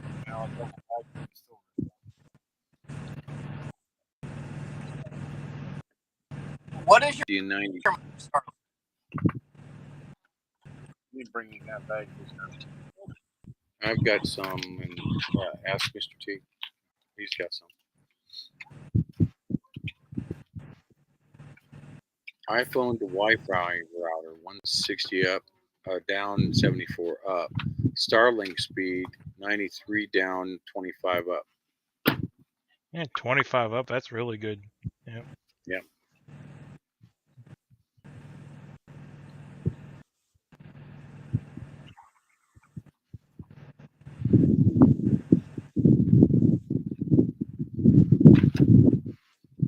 But anyway, glad you got a Starlink out there, because I said I've been loving mine. I just don't know the details on if they're going to want it back.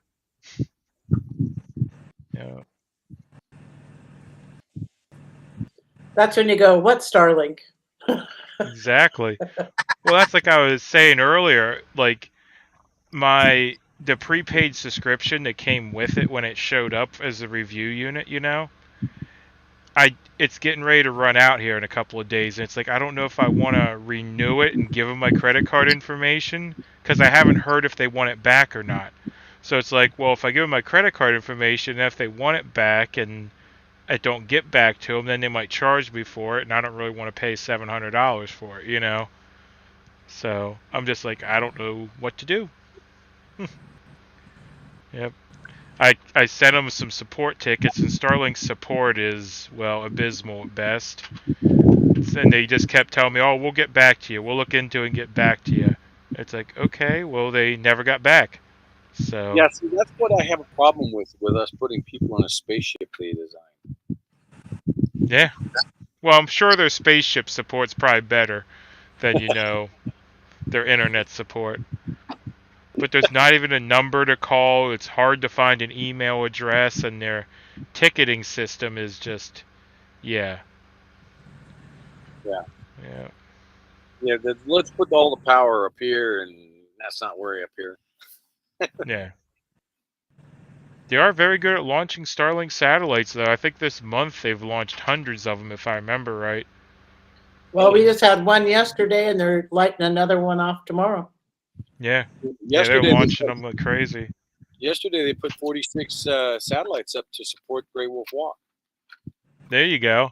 Those satellites are just going to fly right over you, right? They're your dedicated satellites. Yep. Elon Musk felt sorry for me and wanted to make sure that we had good coverage. There you go. Yeah. I didn't say that, by the way.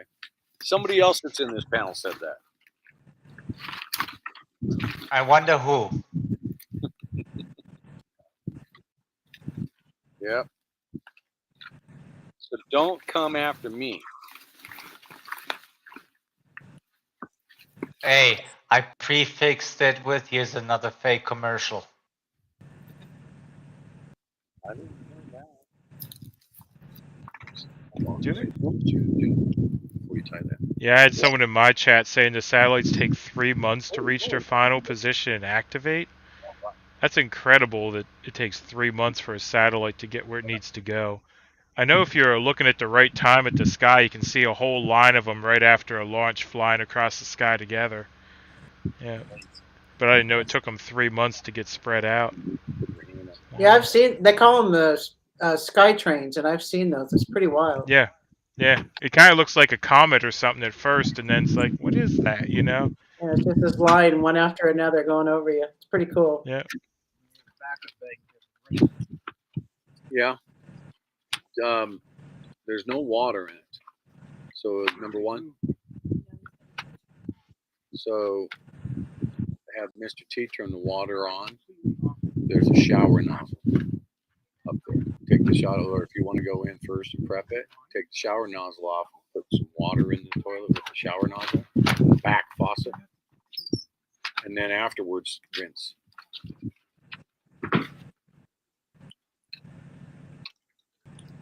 And that way things go good. But I broke the manifold froze and cracked. So you have to use the shower nozzle to actually do the water. So when you get into the bedroom area, had the door closed, that opens the bathroom.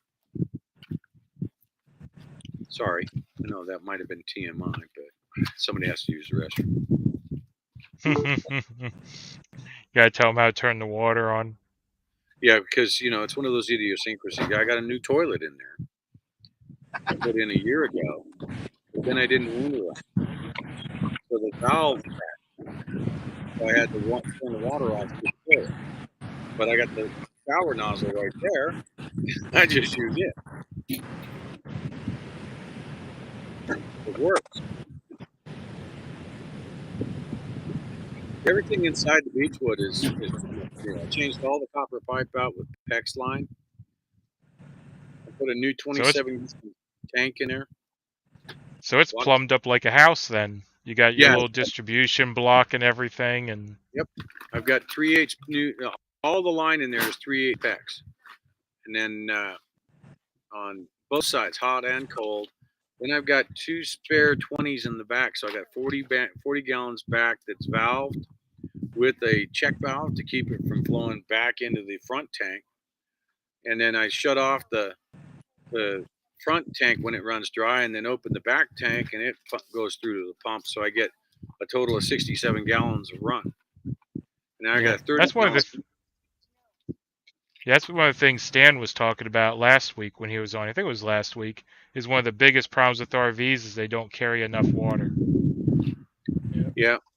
So I've got underneath the dinette seat is 27-gallon tanks, all I could fit in there. So I put the 27-gallon tank in there. And then in the back, I've got 2 20-gallon verticals that I set side by side that gives me the 40 extra gallons.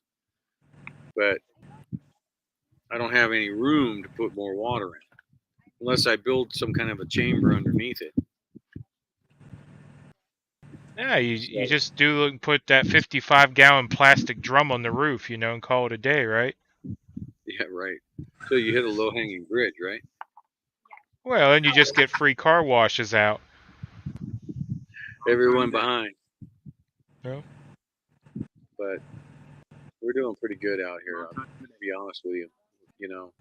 I went to getting up at 2:15 in the morning and being on the road, starting to do the work by the walk by 3:30, 4 o'clock in order to pump out the miles before the sun.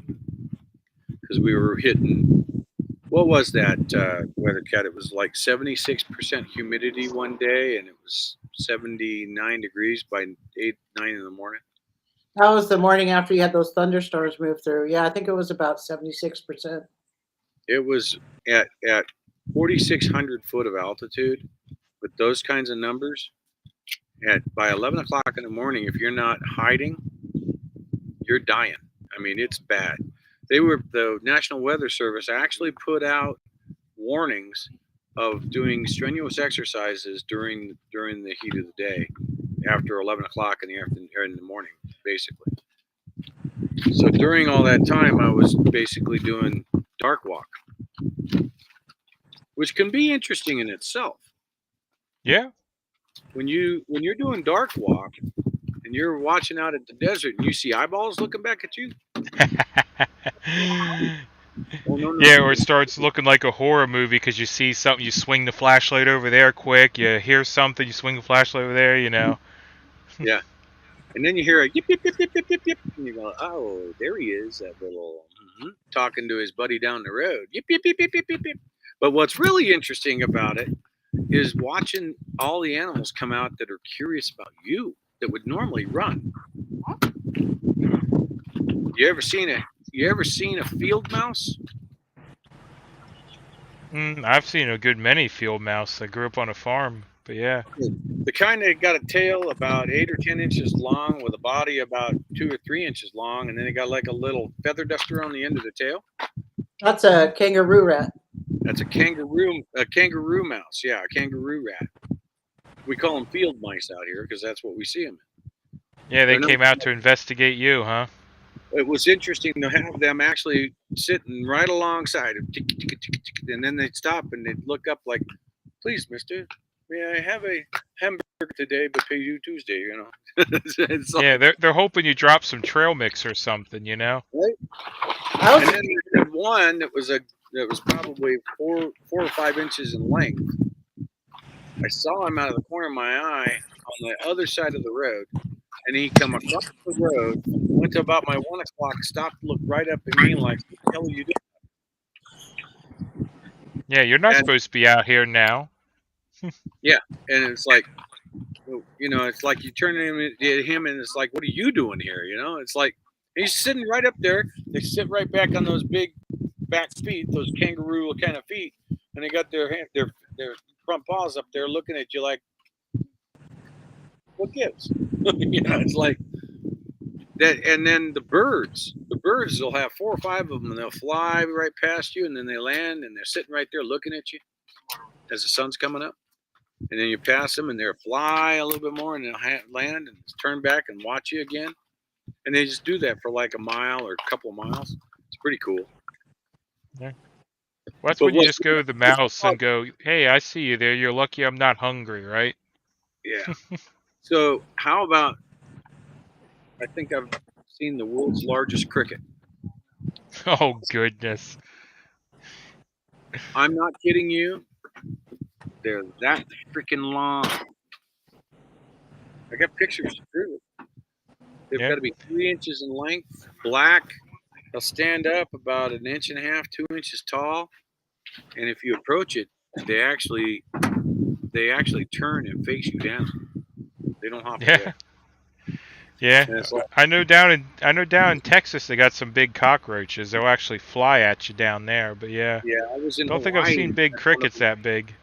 I watched the cockroach climbing up the wall in Hawaii, and it sat there, and you saw its head turn around, and all of a sudden it flew and dive bombed me, and I was like, ah! Yeah, Big old yeah. long cockroach. Down in parts of Texas, they got them great big ones too. And yeah, I never knew a cockroach could fly till it flew at me. I'm like, whoa, get out of here. That'll get your adrenaline going real fast. Oh yeah, great big bug coming at you. I don't like bugs, so yeah.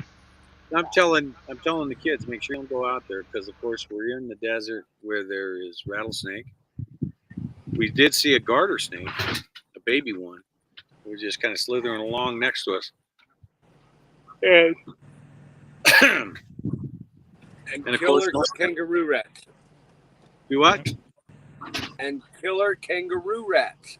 Killer kangaroo rats. Like, if I see 100 of them gathering, I might turn around and hit them. Yeah, they're organizing against you at that point. Right? Yeah.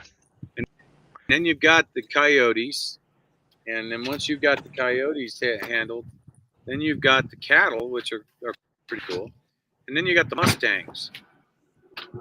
We've got Mr. T's got pictures of the mustangs walking with Gray Wolf. I'm not kidding. There's about a dozen of them. There's about he's in the beach. He took a picture. There was like a dozen. There's a napkin right there. There's like a dozen of them in the herd, and they're all walking along. And then when Mr. T got too close with the beechwood, about a quarter of a mile later, they veered off a little bit and went around another property. So that was pretty cool going into Silver Springs, walking with the Mustangs. They were pretty curious. And then when I went to 50 Horse Ranch, where they have a bunch of horses in corrals, as I was walking down the street, they all run to the fence and they started whinnying at me and following me along the fence line. Whinnying. Huh. That was cool. That was really You're cool. a horse whisperer and you didn't know it. I didn't even know it. So Mr. T was like, what the hell are they doing? Those horses are talking to you. And it's like, I'm walking along and I'm just talking to them as I'm walking along and say, how you doing tonight? You know, how you doing? Then they whinny and then they sit there and they bob their head at you and they're right over the fence. It's like, come give me an apple. That's what I figured. Yeah, an apple or a sugar cube or something, right? Got an apple in your pocket? I'll be a happy camper. That's what we need to do with those old apples. Yes. Mustang food. Launch them. Get a big slingshot. I used to do that as a kid and get in trouble. The big water balloon slingshots where you need two people and then one to pull it back. We used to shoot apples out of those, and you could put them out a couple 100 yards, you know? That's what I'm thinking. You see the Mustangs. Say, here's the tree. Yeah. You need a spud gun. A spud gun to shoot at the. We had. That would work. I got pictures of a Mustang that came down there at the camp the other night. She was playing hide and seek with me. Let me see. I think I can show you actually. She was playing hide and seek.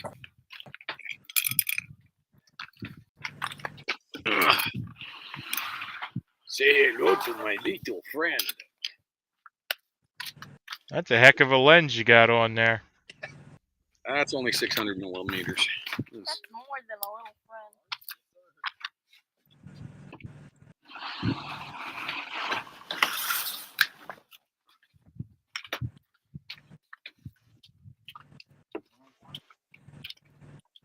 Gray Wolf, Yes. what is the plan for tomorrow? Same as today. Yes, sir. The first one who's gonna walk. Whoever gets out there with me. Mackenzie walking. Well, you both can. Oh, okay. Yeah, his feet are. No reason why you both can't. Yeah. They're better now. It was mom's You gotta get you better shoes before you can walk. Yeah. I'm sorry. Okay, Mom spoke. And your mom and dad both spoke. Mom and Dad spoke. I don't think you can walk in dad. No, Dad's shoes are messed up too. Mackenzie. It's not. That's why I said I don't think he's your mom or dad.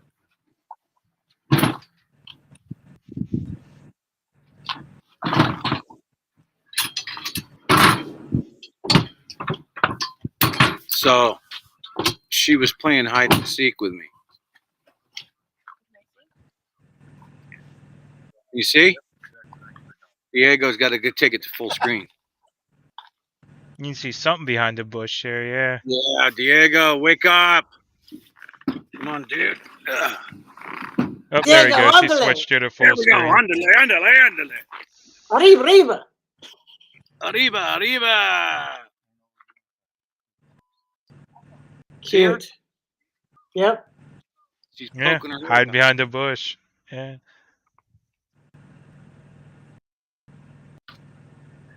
Oh, excuse me. That's why. So Ron, someone in the Ron, someone in the chat was asking where you at today. Yeah, there she is in all her glory. Real healthy looking. Oh Yeah. Not bad for a Mustang. Where am I today? I'm in Nevada. Oh, interesting.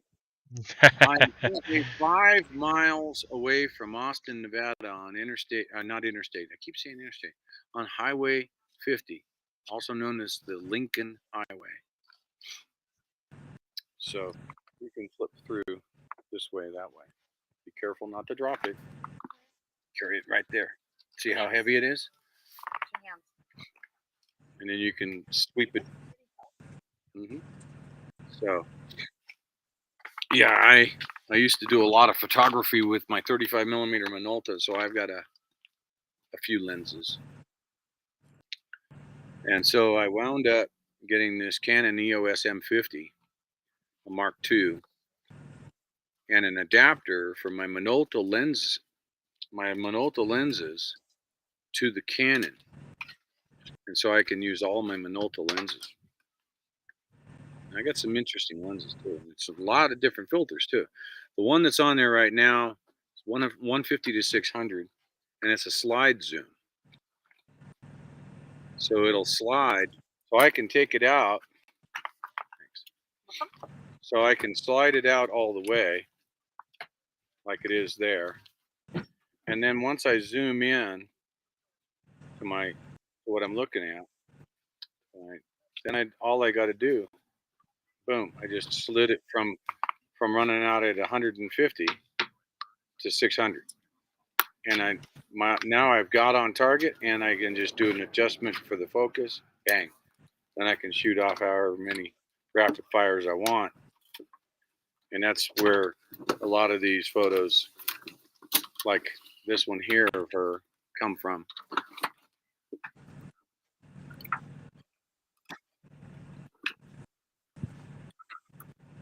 So she was coming down, and she was playing peekaboo with me. So that was pretty cool. Oh, there she is. Yeah, there she is. There she is in all her glory.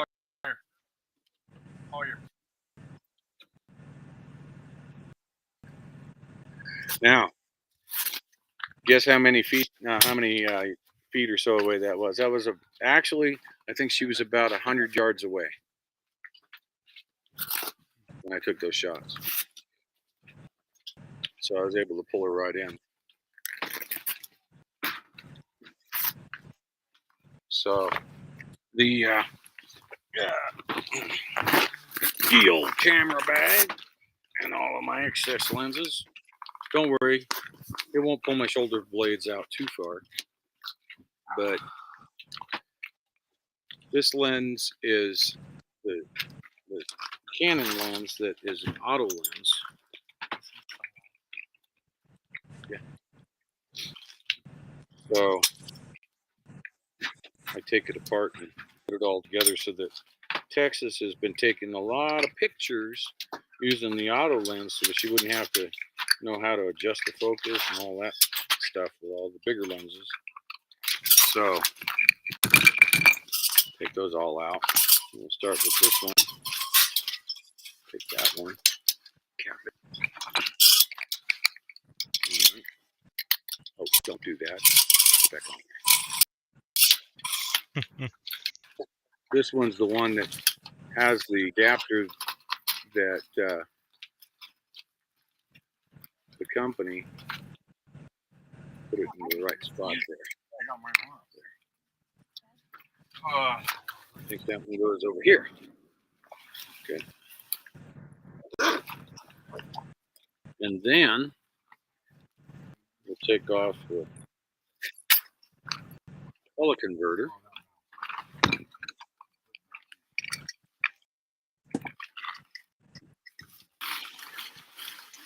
And put that away. Dave, we'll see the finish marker tomorrow. We'll see the what? Finish marker. We're at 10. Oh, yeah. Yeah, you'll be able to see that when we leave here. Then we'll take off this tube. I want that uncovered too long there. Now there's my Canon.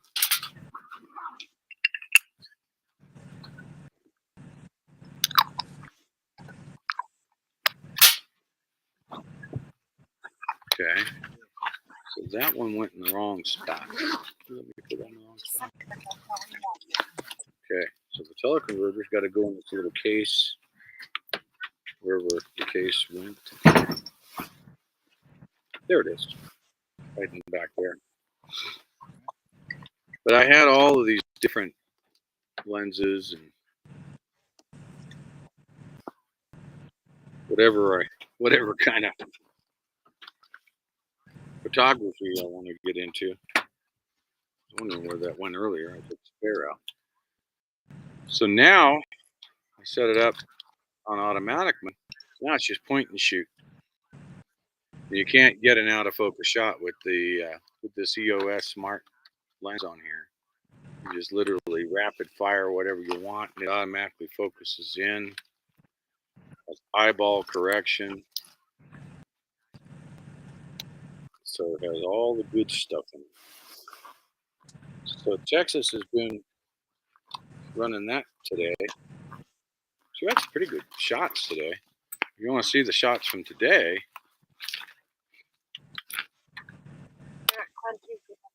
yeah, she got some good shots today. All right, let's see.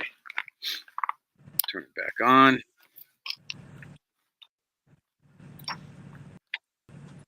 And then tomorrow we'll download them today and tomorrow. Yep. We'll take care of that tomorrow. Yeah, we'll get them over here to Joe. We're leaving tomorrow. Every day. Today we move. So this is one from today.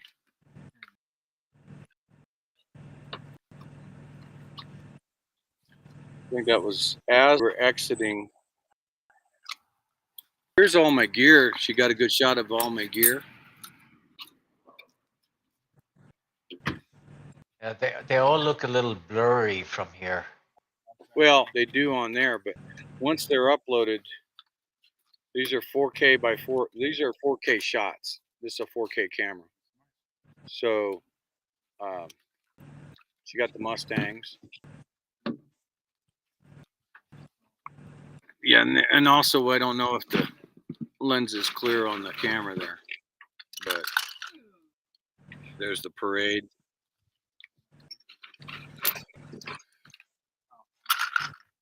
And there's the close up as we were coming in.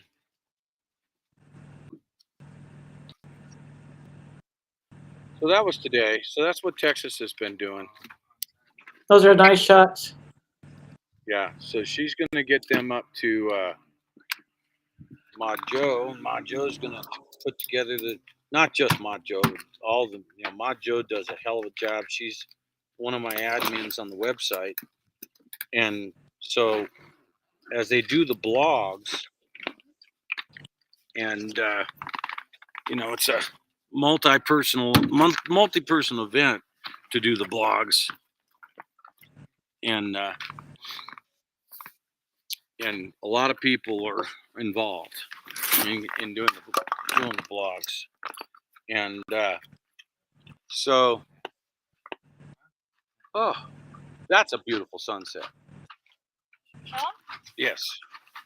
Here, let's show you the sunset here, folks.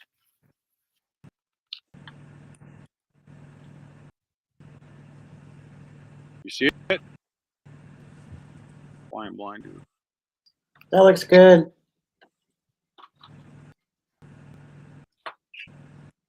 That's a sunset from the Nevada desert.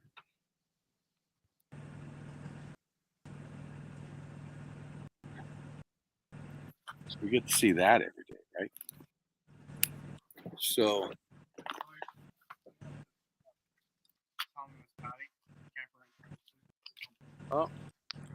Truth Junkie is asking you, when do you think you'll be coming through Indiana? September? We are going on vacation sometime in September, not giving dates on the webs. We would love to walk for a bit with you. I think September's close. We don't have direct times yet. You know, one of the things we've been doing this entire time, we've converted from trying to make our 22 to 28 mile a day number, 22 to 26. And once you start walking, that's when you realize you need to make adjustments. And, you know, it's like Phil and I have talked about it, and a lot of folks and I have talked about it, is you got to take care of your feet, man. And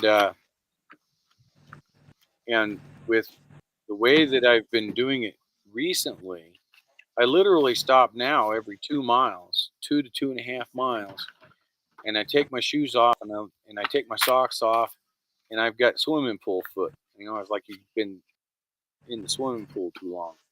And, so I set that pair of shoes and socks aside to dry, and then I go to another.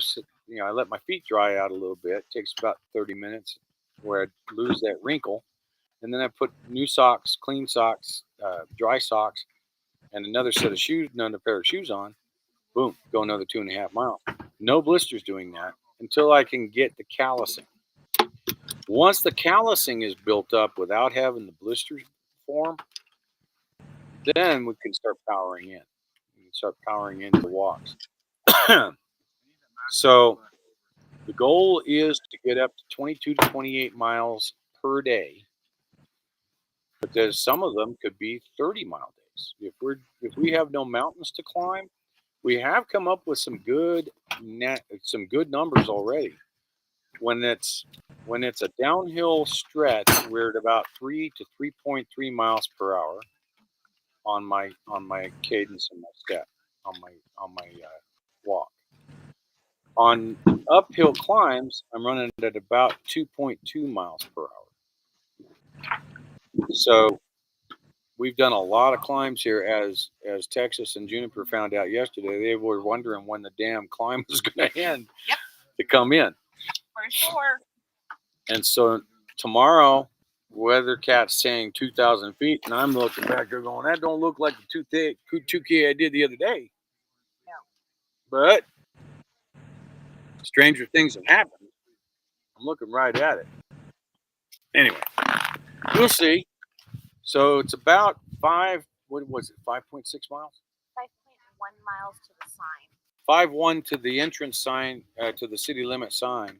I think it's 5.8 to the other side of town, where we're going to camp out for 2-3 days, depending on how long it takes to fix the beechwood. We blew a gasket on the crossover tube for exhaust, and we want to fix a leaking problem with the swamp cooler. And no, they don't get refrigerated. Oh, they're Bloom. Oh, yeah. So wait a minute. You're using a swamp cooler for AC? Yeah. Ooh, that's rough. I have an AC unit too. Oh, okay. So you're just using the swamp cooler to conserve power or something. Well, it's more than that. When you get out to the desert and Weathercat's in here. That's a prime example. She can actually explain it to you. When you get into the desert and you're not working with these high humidity days, you are literally better cooling with a swamp cooler or an induction cooler than you are with an AC unit. It adds humidity to your air that and keeps you from drying out in your sinuses and everything else. So you'll find out that swamp coolers are preferred. Is that about right? Know being. Well, you figure that the humidity in the desert runs around 10 to 11%. That's what it's actually. I mean, that is so low that most. What are they called? Now I can't think of the word. The words. The ones that measure the humidity, most of them only go to 10. So there's been times in the desert where it actually has gone down to like 8 and 7. Right. And so that's like brittly dry. You can even feel it on your skin. Your skin starts cracking and everything. Yeah. So that's the whole point behind the swamp cooler is it puts that moisture back in, even to help, and it makes your body feel better. And you cool at the same time.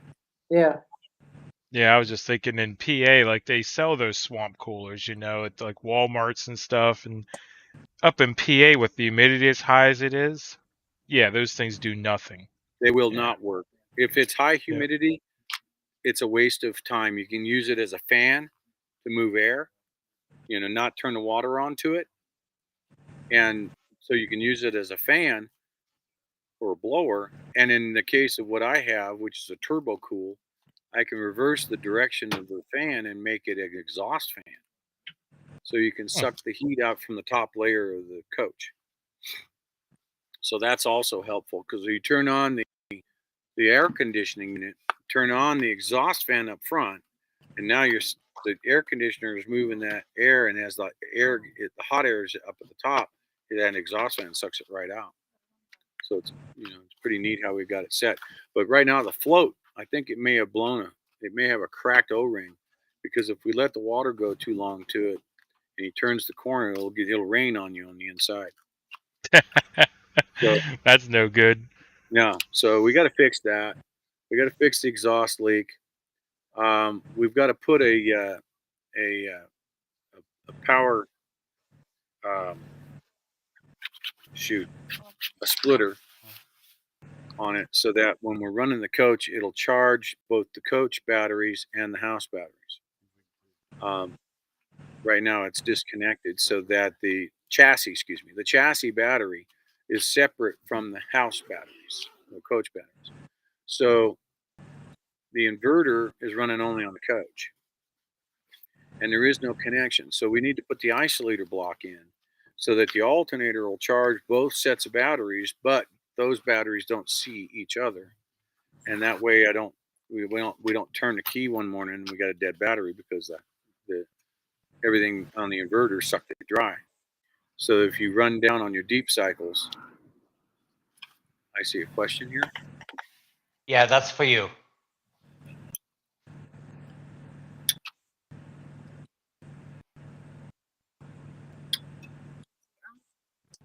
Okay, well, thank you, Truth Junkie, and we'll see what happens as things get better. I know I'm losing weight. I'm already down from 38s to 36s, and there's questions about going to 34s. So I'm definitely losing the weight. So we'll see where it goes when I'm sitting at around 200 pounds. And I left home. I'm sure I was right around 250 pounds. So I'll be in a better shape and getting more miles per day. And I can't wait to get up into the Rocky Mountains. We're going to be going 14. So we'll start over on 14 off of I-40, go through Steamboat, Walden, and then we go right down the Colorado Rockies on 14. There's a lot of great places there to stop. It's about an 86-mile jaunt. We'll be coming out at Ted's place right there just north of Fort Collins, Colorado. And then we'll shoot across 14 to Sterling, Colorado, grab 6, and then shoot across the lower side of Nebraska. So just above the Kansas border. And then we're going to work our way down in Illinois. We'll work our way down to where we can get to 40 through Effingham and so on. And we'll go right through the heart of Effingham, Illinois on 40. Then we'll go right through the heart of Indianapolis. I mean, literally downtown. Highway 40 goes right through the downtown stretch. And then we'll continue 40 east through Columbus, downtown Columbus, right through Columbus. That's where we expect to see a lot of movement. See a lot of movement going through those big, big cities and all of those sub towns and cities along Highway 40, Fort Collins, Colorado, Sterling, Colorado.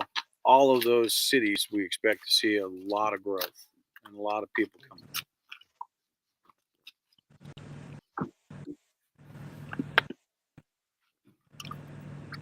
So It'll be interesting to see what is welcoming you even when you get to Austin tomorrow, you know? What's interesting is we got people coming the other way giving me thumbs up and honks. And as Diego said earlier, how do they know? That's exactly what I found interesting too. I mean, like I said. Yeah, so we're going to find out. We know that there's been people that have gone into Austin already. We stopped at Cold Spring Station back here a while back, and they go to Austin. And also, I met with the owners of the International Hotel, the owner of the International Hotel in Austin. He had come out to Cold Spring Station to have a beer. So, nothing like driving across the desert to go get a beer. But I sat there and talked to him, and an interesting gentleman. I can't remember his name, but he's from Serbia. And then having the conversation with him, you know, it's apparent right there what is going on in this country when he is comparing it to what he left in Serbia decades ago. And so he's invited us to use his cafe at the International Hotel. But it also tells me that there's word of mouth going back and forth. And kind of like the Pony Express. You need to go to that cafe. You need to have a longer conversation with them. I found the people that truly understand, I mean truly understand, and I don't mean as a rule, but just as a general, are the ones that have gone through it, have seen the end result. Yes, and they fled it. They were just done. So you're right, Diego. And when you're talking to people who have come here from another country, have created the American dream, and then they see the American dream under attack, they see it. They get it. And that's why I was referring to that Atlas Shrugged book earlier, because that was written by, I think she came over from Russia, Ayn Rand. But yeah, and that's what that book is about. You know. I like that truth junkie. I like that. We'll try and keep it within your time frame. I can't promise you anything, but we'll certainly try. So I got the cameras back in there set up. Perfect. So you're ready to rock. We are packing up house here. Not to say that they're looking to get me off of the panel right now, but they're packing up because, interesting enough, they've devised a method where the family can stay in the trailer rather than pitch and tent. It's amazing how bottles of water, when they're stacked, will take and receive an air mattress, no problem. So, thank you for the dinner tonight. That was awesome, man. Absolutely. Oh, I did. That marinara that marinade sauce. Dick Howard's. Don? Dick? Jordan. Primo. So, and then we have eggs from my chickens for breakfast burritos tomorrow, and he's already cooked them up. So we had 2 18 packs and a 12 pack from my chickens. That no store bought stuff there, man. Right? Yep. Bring your own eggs with you. Right? And people kind of look at me sideways when I say, "Don't put that in the refrigerator. Don't put those in What, the the eggs? The eggs. Yeah. Yeah, if you leave them out, as long as they ain't washed, they'll last a while. Yeah, you don't Is- want to is- wash the bloom off of them. If you wash the bloom off of them, then you got to refrigerate them. Yep. And then Yeah, they're no. good. Big, is that a new term for the party? BYOE? Bring your own eggs. Bring your own eggs. BYOE. I told him that everybody's jealous that you get to eat his cooking before them. I don't know. When I'm up home, all my eggs come from a local farmer as well. You actually got to wade through the chickens to get to the refrigerator to drop the money in the box. Yes, you did. No, because they were over there fixing their plate. Yeah, but you still had tonight was your first meal by him. Oh. So. Oh, yeah. My first meal tonight. That was cool. What was that? I'm sorry, my pig. Oh, I said when I'm home, I get all my chickens from all my eggs from a local farmer too. I said you actually got to wade through the chickens to get to the refrigerator to drop the money in the box. Oh, cool. Yep. Yep. That's cool. Yeah, well, if you don't rinse the bloom off, they're good for several months before they go back. So yeah, and a lot of places you'll see them, like not in the U.S., but like a lot of places around the world, you go to the store and your eggs will just be sitting there on a shelf with everything else. That's right. Yeah, that's right. So, I mean, the first time I went to London, I was surprised when I went into a restaurant and saw that the eggs were sitting out. Yep. So. Yeah, in some places, milk comes in bags, not cartons. And the milk comes in a box. Yeah, that too. Yeah, in a weird box. But, yeah, the sun is set. We've got a beautiful glow. Oh, yeah, that looks nice.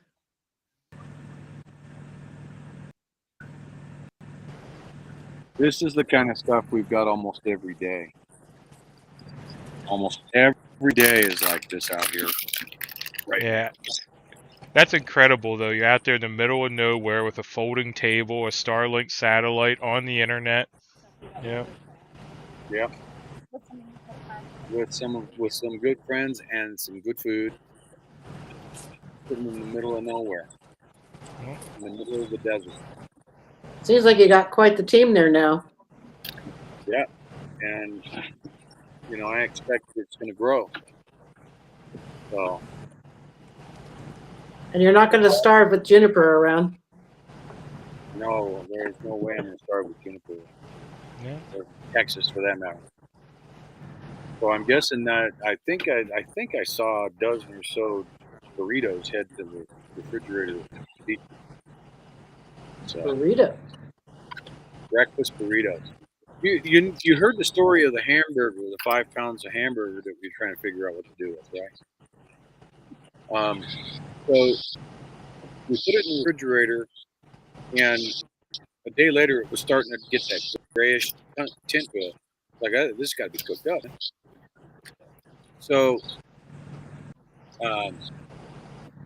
is Ron taking notes? Oh my God, I have a video. How can we do better? So, plus we got people taking lots of photos. Anyway, the hamburger had to be. So Mr. T, he cut it in half and he browned 2.5 pounds of the meat and put it in a Ziploc baggie and put it back in the refrigerator. And then made up patties for hamburgers and put them in the freezer. So we're good with that. Well, Juniper took the hamburger meat today after dinner, mixed it with leftover baked potatoes, and with eggs, and made up breakfast with cheese. And so we're gonna get the Lula. The tapatio.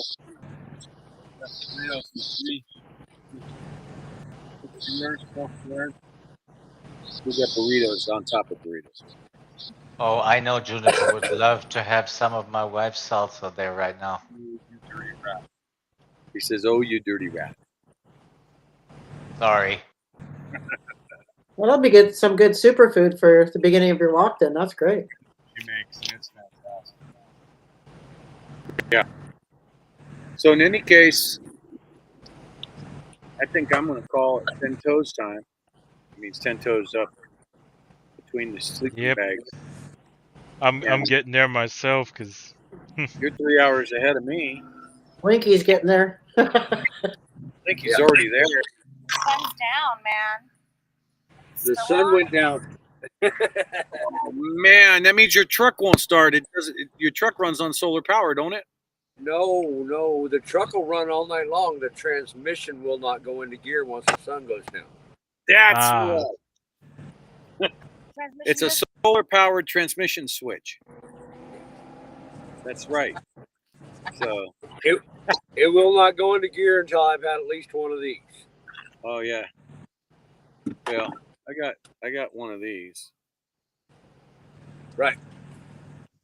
So, So, question, Ron. we're testing this. What's that, Blinky? Question. Yeah. Where do you go 10-100 out there in the middle of nowhere? Nearest bush. Okay. yeah. Speaking of You've got all 10 kinds of 100s. options right out here. Yeah, speaking of 10 100s, my sister got this cup for me. That's 10-200. 200. That's 200. That's a 10-200. Yeah. Oh, I know. Yeah. But it's on the same Yeah, line. she thought it was funny though. She's like, "Hey, I found you a truck or a cup for your truck." Yeah. That's cool. Well, we're going to be doing a lot of adjustment work. The biggest problem I have out here is the portal. The portal is not friendly at all for doing the restreaming. So now Texas brought Lapierre mic so that we can try and increase the audio quality. I don't believe it works on web portals. So It was recognized by Prism. recognized by Prism. So that just goes back to what I was saying is that I need to find a way to interface into Restream. Oh, Mud Pig, you may have the answer. You're using Labs. Yeah. Streamlabs. I have a Streamlab account. Yep. So I downloaded the app for Streamlabs. And the app works with the DJI mic that I use, the external mic. It'll work with this one, I'm sure of it. Yeah. But then we use Streamlab or Prism to go up to my Streamlab, right? Mm-hmm. To the cloud. And then from Streamlab cloud to Diego.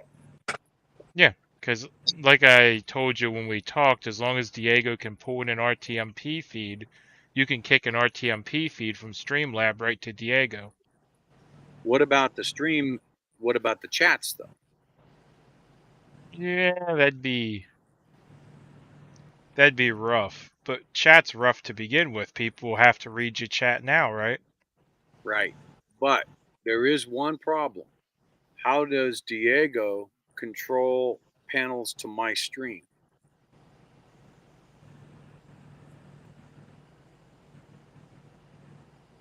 Well, what you could do is instead of going live to your channel, you would use Streamlabs to kick him the RTMP. He could ingest it and put it into Restream. So he's allowed 5 restreams. But so in other words, he would have to RTMP to my YouTube, and I've got 4 channels that I've been going to. So I've been going to YouTube, Facebook, Cloud Hub, and Rumble. Yeah, because the Streamlabs would just keep your connection live. And then if he could bring in the RTMP, because you could do a custom RTMP. So if he could ingest it, and then he could do the distribution for you. An RTMP is basically a routing protocol that uses an address to go directly, rather than getting an invitation that you have to go to. Yeah, it's just a way of sending video from A to B. Utilizing your username and password. At the address and the key, which is the equivalent of a passcode, then you can get direct access without having to go through a username and password process. It's an addressing mechanism for video calls. Yeah, that actually might be smoother though, because not to put Diego on the spot, but if he was running OBS or something, OBS could take an external RTMP in, and you could RTMP directly into his OBS. Yeah, and like then go from there. Yeah. Go a VPN into his OBS system, like I've got at my house. Yeah. You've seen it. So, FMCSA, OIDA, we're all, let's just talk acronyms the rest of the night, guys.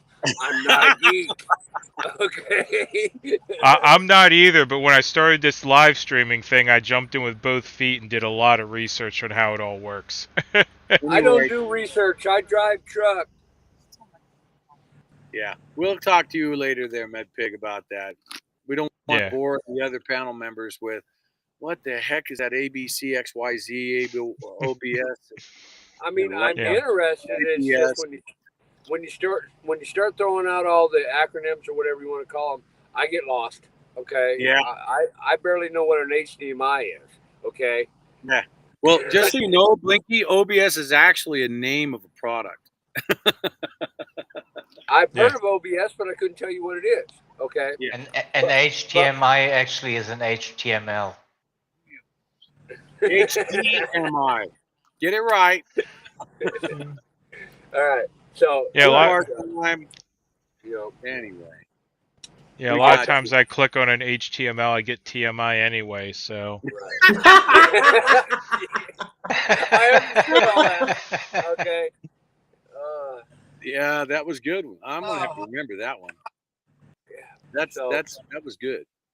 Well, we'll have to figure it out. Anyway, my point is why I was raising it is, it's a pain in the butt because it keeps crashing. I think I crashed a dozen times today. Yeah, and that's why the Streamlabs with the redundancy, when we first talked about it, I said it would be good, but makes the panel harder to do. Yeah. Right. So we got to figure that out. I'd rather use an application instead of a web portal, which is what we've been doing. And it's the web portal that keeps crashing on us. If I can use Prism or Streamlabs. Speaking of crashing, I'd be a lot better off. Up there he is. Yeah. Hey, look. It's been real and it's been fun, but I don't know if it's been real fun. Oh. I've had fun. But yeah, real quick, the Streamlabs is what allows me to do my 10, 12-hour continuous streams despite me not having service for the majority of, like, some of the parts of the trip, Right. Which we're getting out of the restream with Diego. And Diego, if I'm out of service, he can hold a panel across my streams. Yeah. Yep. So that's good. The problem is I keep crashing, and I don't have an interface that works well because I want to be able to turn my camera orientation around to show my face while I'm walking once in a while. But with this portal, I got to sit there and go. Yeah, and see, using the Streamlabs app, if you have like an iPhone, you can swap wide angle, zoom, normal, front camera. You can do all that in the Streamlabs with a single touch. Yep. Not doing that with Restream, I'm here to tell you. So, and with polarized glasses, all I see is a black screen. So I'd have to stop, take my glasses off, try to find the 6 different buttons to push to switch the camera view. Not working. Yeah. Yeah, so it really just depends on what Diego can bring in and get onto the panel as far as external video inputs, and I don't know what the options are with Restream. I'm not really familiar with it. Yeah. Okay, Yes. man. When we start talking tech, we start losing people. Oh yeah. I mean, we're both techies, so I mean, we both came out of the tech industry, so we'll go deep on it, and everyone else will just start snoring. You're sneezing because I'm allergic to the tech. You're allergic to the tech. Well, that's okay, Pinky. When you come meet up with us, we'll get you all hooked up with all the tech you need.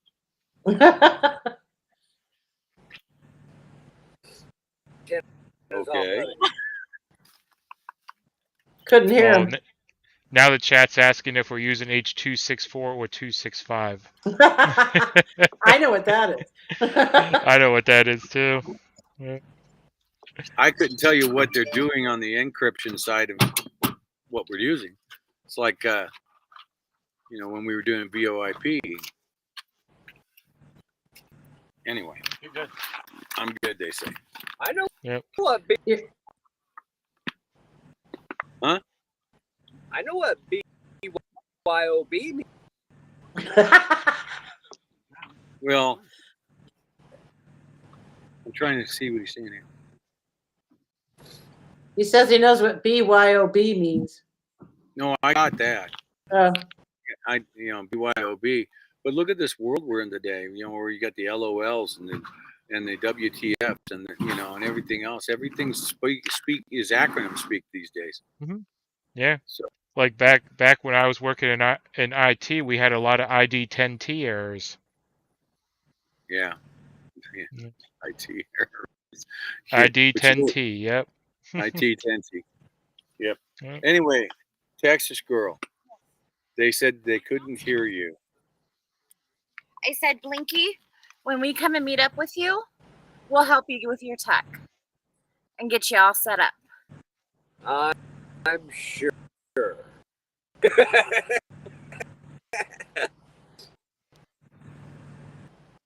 Yep.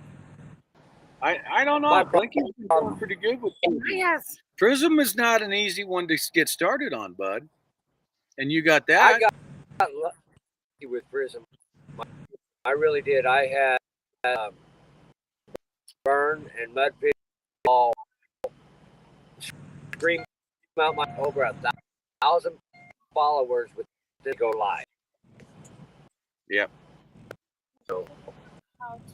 Yeah, that was back in the day we were able to swing that. We could get you 1,000 in an afternoon. Yeah.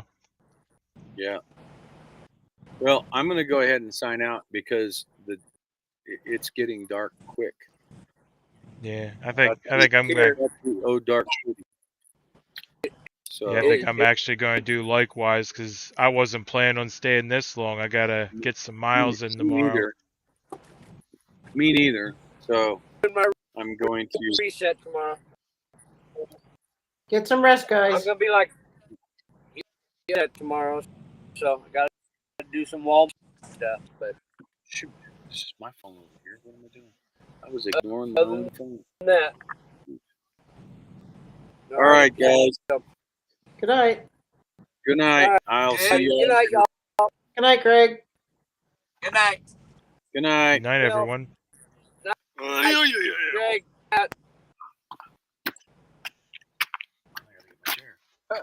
Bring it down. I have a box. Good night, Phil. Got all like the booklets and stuff. You know, if you wanted that in the deep put and you told me to hang on to that. Okay, I'll bring the tray down in a minute.